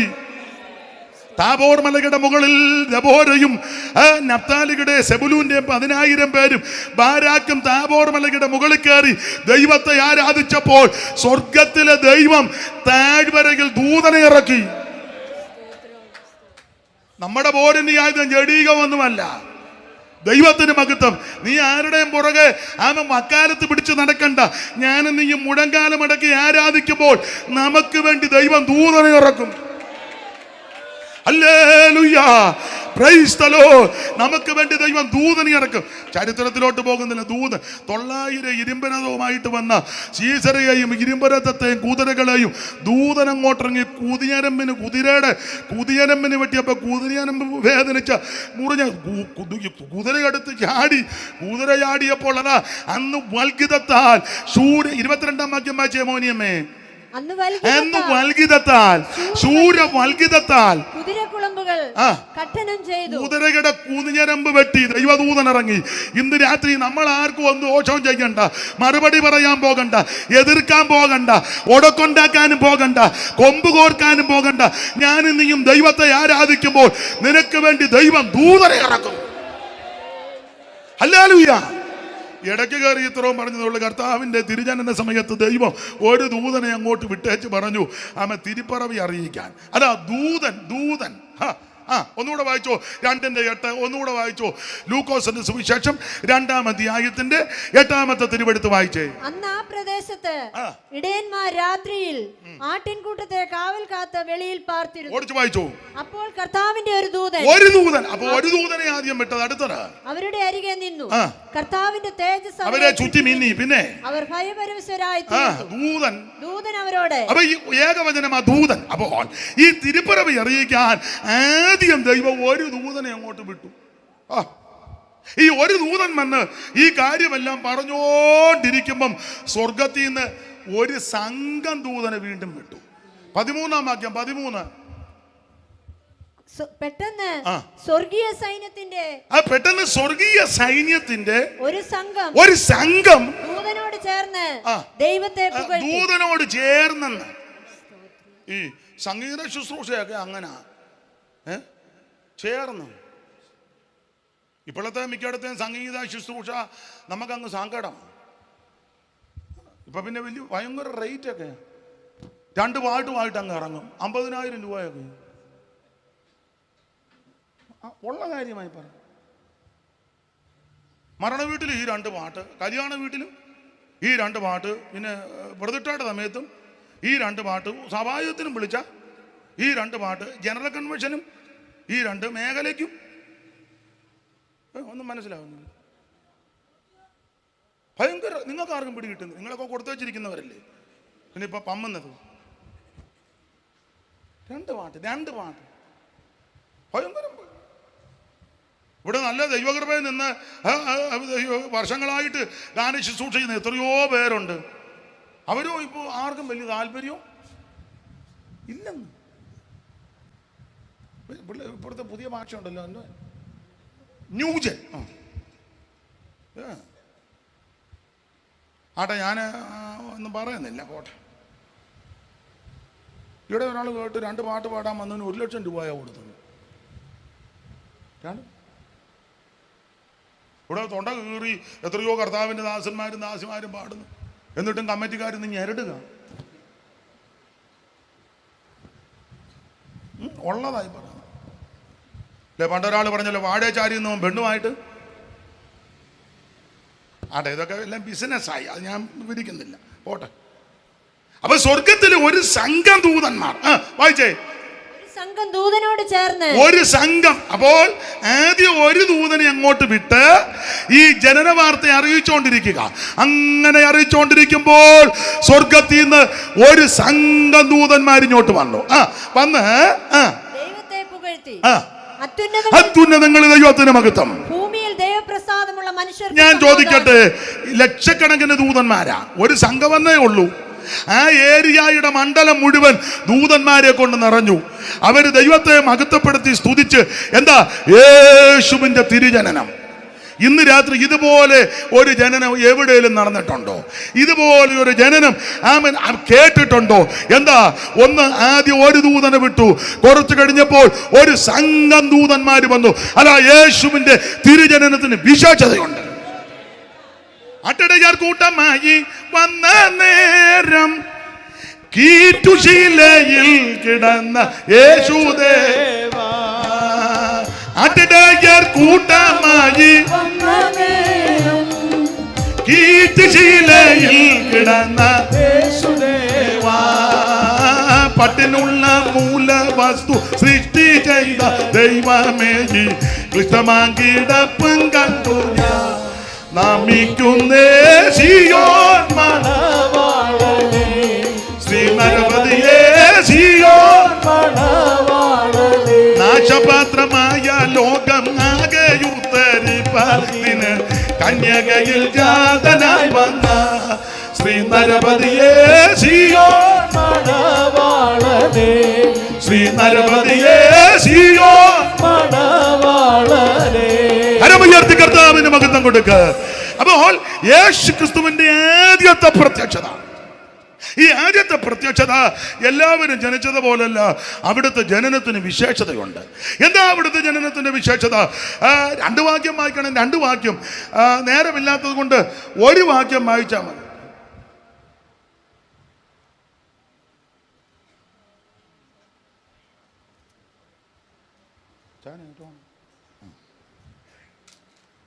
ഇപ്പം നടത്താം. അപ്പൊ ശ്രദ്ധിക്കുക, ക്രിസ്തുവേശുവിന്റെ തിരുപ്പിറവിയുടെ ഒരു വിശേഷത, ഇത് ഓർക്കാപ്പുറത്ത് മേളിൽ നിന്ന് പൊട്ടി വീണതല്ല. യേശു അങ്ങനെ റബറിങ്കാ പൊട്ടും പോലെ അങ്ങനെ വന്നതല്ല. യേശു അങ്ങനെയൊക്കെ വന്ന ഒത്തിരി എണ്ണമുണ്ട്. എന്നാൽ യേശു ക്രിസ്തു അങ്ങനെ ജനിച്ചതല്ല. പിന്നെ എങ്ങനാ? അവിടുന്ന് ഈ ഭൂമിയിലേക്ക് ജനിക്കുന്നതിന് മുമ്പ് തിരുവഴുത്ത് രേഖപ്പെടുത്തി വച്ചിരിക്കുക. നൂറ്റാണ്ടുകൾക്ക് മുമ്പ് പ്രവാചകന്മാർ മുഖാന്തരം എഴുതി വെച്ചിട്ടുണ്ട്. എങ്ങനെ ജനിക്കും, എവിടെ ജനിക്കും, എന്താ വിശേഷത വായിച്ചോ. ആ റോമാലേഖന 1-ാം അധ്യായത്തിന്റെ 1-ഉം 2-ഉം വാക്യം വായിച്ച് ഈ ജനനം എങ്ങനെയുള്ള ജനനമാ. റോമാലേഖന 1-ന്റെ 1-ഉം 2-ഉം. ദൈവം തന്റെ പുത്രനും നമ്മുടെ കർത്താവുമായ യേശു ക്രിസ്തുവിനെ ദൈവം തന്റെ പുത്രനും നമ്മുടെ കർത്താവുമായ യേശു ക്രിസ്തുവിനെ കുറിച്ച് വിശുദ്ധ രേഖകളിൽ തന്റെ പ്രവാചകന്മാർ മുഖാന്തിരം മുൻകൂട്ടി വാഗ്ദത്തം ചെയ്തതാ എന്ന് പറഞ്ഞാൽ യേശു ക്രിസ്തു ഈ ഭൂമിയിലേക്ക് ജനിക്കുന്നതിന് മുമ്പേ ഇതെല്ലാം മുമ്പ് കൂട്ടി വാഗ്ദത്തം ചെയ്ത് വച്ചിരിക്കുക. നമ്മളെ ഉൽപ്പത്തി പുസ്തകത്തിൽ ഒരു പദമുണ്ട്. ഞാൻ കഴിഞ്ഞ ദിവസവും സഭയെ പറഞ്ഞു ഉൽപ്പത്തിയിൽ ഇങ്ങനെ പാപം ചെയ്ത ആദമിനോട് ഹവ്വായോടും പാമ്പിനോടുമൊക്കെ ദൈവം സംസാരിച്ചപ്പോൾ പാമ്പിനെ ശപിച്ചു, ആദമിനെ ഹവ്വായെയൊക്കെ ആ ശാപവാക്കുകളാണ് കൊടുത്തിരിക്കുന്നത്. അങ്ങനെ വന്ന് പറഞ്ഞ കൂട്ടത്തിൽ സന്തതി, സ്ത്രീയുടെ സന്തതി. അപ്പൊ ഇത് ഏത് സ്ത്രീയാന്ന് ഓരോരുത്തർക്കും പിടികിട്ടുന്നില്ല. സ്ത്രീയുടെ സന്തതി എന്ന് പറഞ്ഞാൽ ഭൂമിയിലുള്ള ആർക്കും ആകാം, ഏത് സ്ത്രീക്കും ആകാം. ഈ ഭൂമിയിൽ ജീവിക്കുന്ന സകല സ്ത്രീകളും അതിലുൾപ്പെടും. അപ്പൊ ഇതേത് രാജ്യത്താ എവിടാ എന്തുവാന്ന് ആർക്കും വലിയ തിട്ടമില്ല. അതുകൊണ്ട് നൂറ്റാണ്ടുകൾ കഴിഞ്ഞപ്പോൾ ദൈവം അത് കുറച്ചുകൂടെ ക്ലിയർ ആക്കി. ഏതാ സന്തതി? ഉൽപ്പത്തി പുസ്തകം 3-ാം അധ്യായത്തിൽ സന്തതി, സ്ത്രീയുടെ സന്തതി. അത് നൂറ്റാണ്ടുകൾ കഴിഞ്ഞപ്പോൾ കുറച്ചുകൂടെ ക്ലിയർ ആക്കിയത് വായിച്ച് ഉൽപ്പത്തി 22:17. നമുക്കറിവുള്ള വാക്യമാ, ഒന്ന് വായിച്ചോ. ഉൽപ്പത്തി 22:17. ഞാൻ നിന്നെ ഐശ്വര്യമായി അനുഗ്രഹിക്കും, നിന്റെ സന്തതി നിർത്തിക്കേ. ഞാൻ നിന്നെ ഐശ്വര്യമായിട്ട് അനുഗ്രഹിക്കും. എന്നിട്ട് എടുത്തു പറയുക നിന്റെ സന്തതി. അപ്പോൾ ഇത് അബ്രഹാമിനോടാ പറഞ്ഞു. ഉൽപ്പത്തി പുസ്തകം 3-ാം അധ്യായത്തിൽ സ്ത്രീയുടെ സന്തതി ഏത് സ്ത്രീയുമാകാം, എവിടെ ആകാം. എന്നാൽ നൂറ്റാണ്ടുകൾ കഴിഞ്ഞപ്പോൾ കുറച്ചുകൂടെ ക്ലിയർ ആക്കി. അത് അബ്രഹാമിനോട് പറഞ്ഞു നിന്റെ സന്തതിയായിരിക്കും. അപ്പോൾ ആ സന്തതി ഉടലെടുക്കുന്നത് അബ്രഹാമിന്റെ വംശത്തിൽ നിന്നാണ്.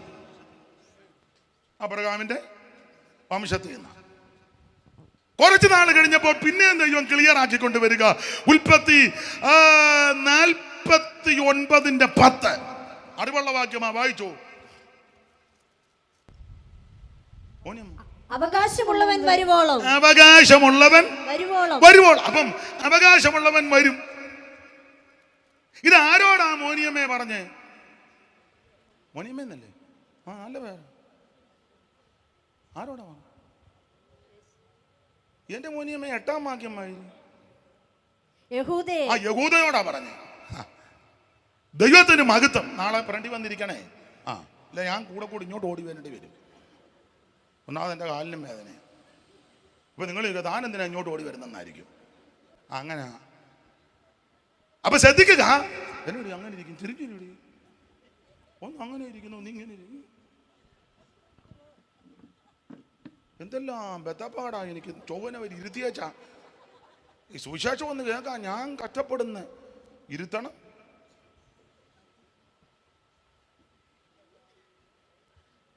അപ്പൊ ശ്രദ്ധിച്ചേ, ഉൽപ്പത്തി പുസ്തകം 3-ാം അധ്യായത്തിൽ സ്ത്രീയുടെ സന്തതി തന്നെ പരാമർശിച്ചു.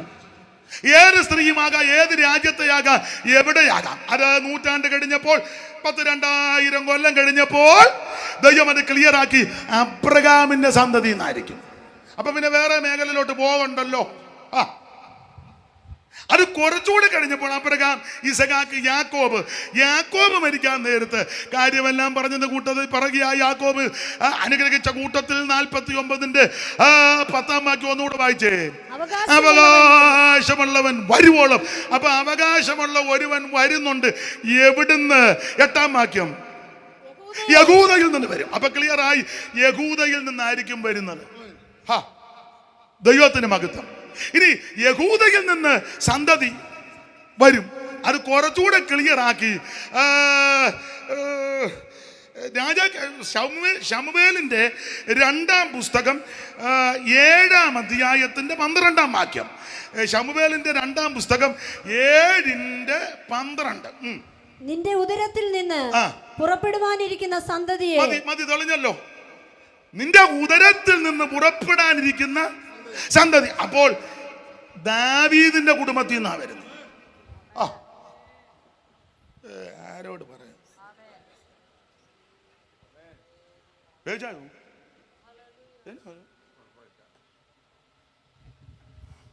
സ്തോത്രം.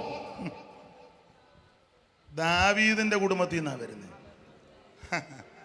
എന്ന് പറഞ്ഞാൽ യേശു ക്രിസ്തു ഈ ഭൂമിയിൽ ജനിക്കുന്നതിന് മുമ്പേ തിരുവെടുത്ത് ക്രമപ്പെടുത്തി വച്ചിരിക്കുക. അല്ലാതെ ഓർക്കാപ്പുറത്ത് അങ്ങി നിന്ന് പൊട്ടി വീണതല്ലെന്ന് ഉള്ള കാര്യം. ദൈവം സാറേ, ചുമല് സാറേ, സാറെല്ലാം നോട്ട് ചെയ്യുക. ദൈവം അനുഗ്രഹിക്കുക, കുഴപ്പമൊന്നുമില്ല. ദൈവത്തിന് മഹത്വം.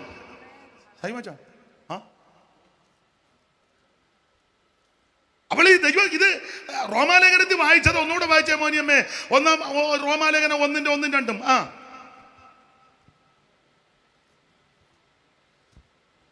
ദൈവം തന്റെ പുത്രനും നമ്മുടെ കർത്താവുമായ യേശു ക്രിസ്തുവിനെ കുറിച്ച് വിശുദ്ധ രേഖകളിൽ തന്റെ പ്രവാചകന്മാർ മുഖാന്തരം. അപ്പൊ ഇത് വിശുദ്ധ രേഖകളിൽ യേശു ക്രിസ്തുവിന്റെ തിരുപ്പിറവിയെ പറ്റി കുറിച്ച് വെച്ചിട്ടുണ്ട്.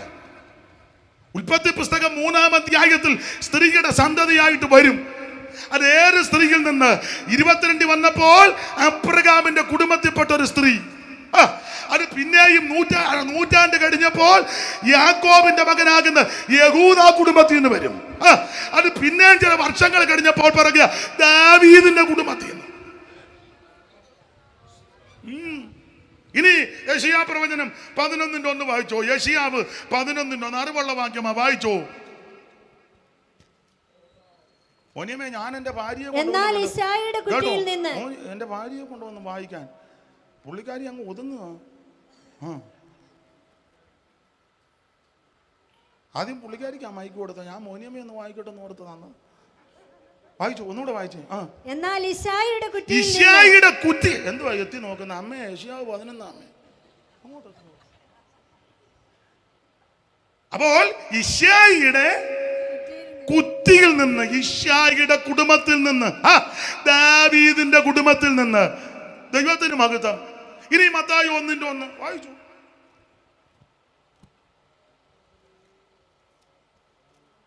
അബ്രഹാമിന്റെ പുത്രനായ ദാവീദിന്റെ പുത്രനായ. തെളിഞ്ഞല്ലോ. ഇത് തിരുവെടുത്ത് നേരത്തെ എഴുതി ക്രമപ്പെടുത്തിയതാ. യേശു ക്രിസ്തുവിന്റെ ജനനം. ദൈവത്തിന് മഹത്വം. ഞാൻ പ്രസംഗത്തിന്റെ മുഖവരെ വന്നോളൂ. എന്നോട് പറഞ്ഞ സമയമായി. നമുക്ക് നാളെ ചിന്തിക്കാം. മതി, നാളെ സഭായൊക്കെ ഉള്ളതല്ലേ. ഞാൻ പ്രസംഗിച്ചാൽ നിങ്ങൾ മിക്കവരും ഇരുന്ന് കേൾക്കും. പിന്നെ ഈ പാസ്റ്റർമാരും ഒക്കെ എന്നോട് കൊമ്പ് കോർക്കും. ചെന്നിട്ട് എന്തെല്ലാം കാര്യമുള്ള അയാൾ ഇതിനെല്ലാം ഇവരാന്നേ സഭയെ വന്നൊരു കാര്യം ചെയ്യാത്തവരുമുണ്ട് ഇതിനകത്ത്. ചിലരുണ്ട് നന്നായിട്ട് ചെയ്യുന്നവർ, ചിലർ ആ സമയത്ത് തന്നെ 10:30 ആകുമ്പോൾ ഇങ്ങനെ ചെങ്ങാടൻ ചെല്ലും പോലെ ചെല്ലുന്ന കാണാം. പിന്നെ അപ്പം ഇവരാ കഷ്ടപ്പെടുന്നത്. അതുകൊണ്ട് നിങ്ങളെയും കൂടെ പരിഗണിച്ച് ഇന്നിപ്പം നിർത്തുക.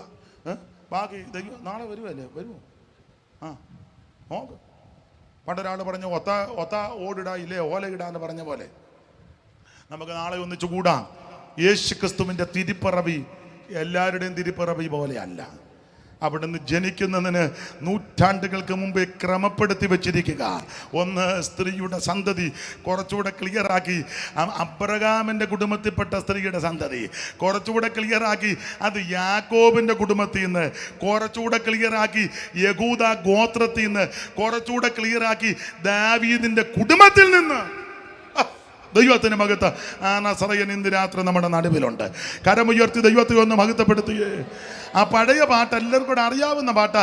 ചേർന്നങ്ങ് പാടി ഇന്ന് രാത്രി പിരിയ. ദേവസുതൻ പശുശാലയിൽ നരനായി അവതരിച്ചതു വെറും കഥയോ. ദേവസുതൻ പശുശാലയിൽ കൈയടിച്ച് ചേർന്ന് അവതരിച്ചതു വെറും കഥയോ.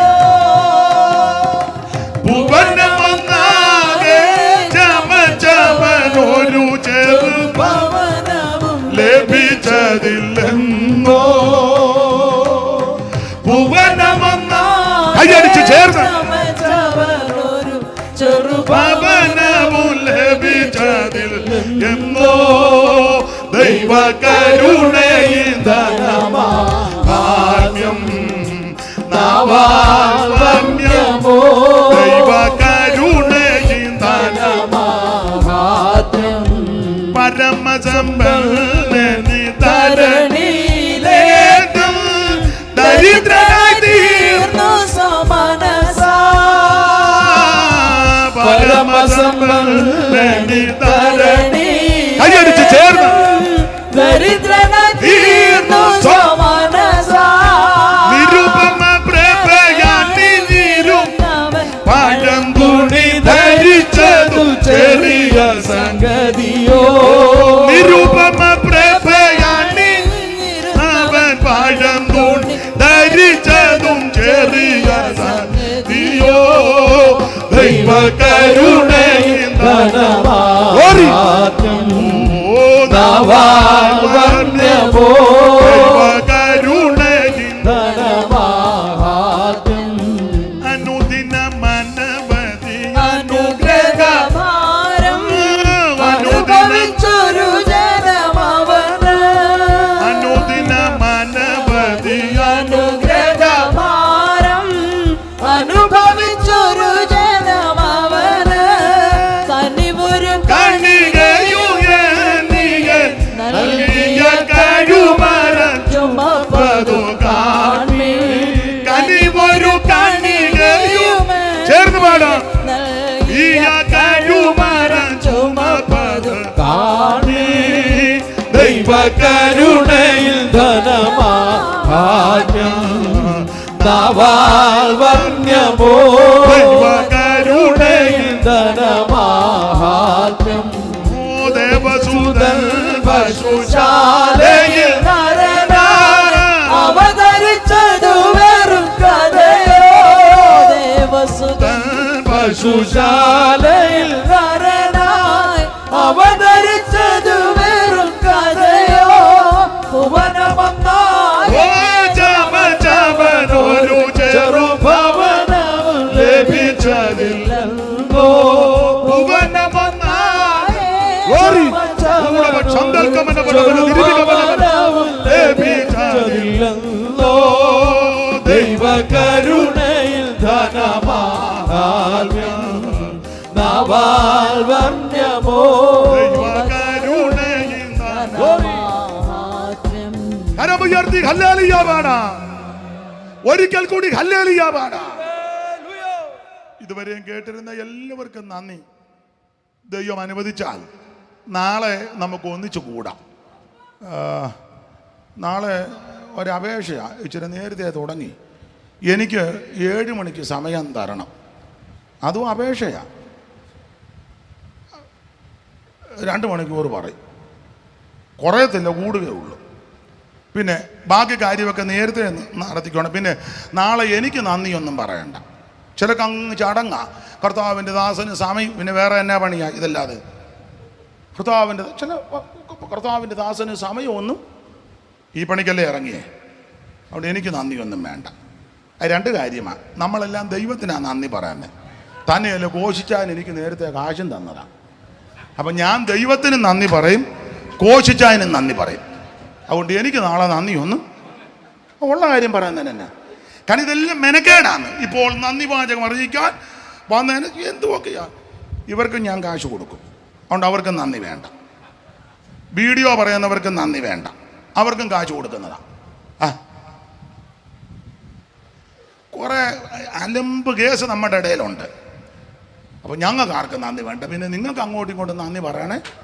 അത് നേരത്തെ പറഞ്ഞേച്ച് 7 ആകുമ്പം സമയം എനിക്ക് തരണം. ദൈവം നിങ്ങളെല്ലാവരെയും അനുഗ്രഹിക്കട്ടെ.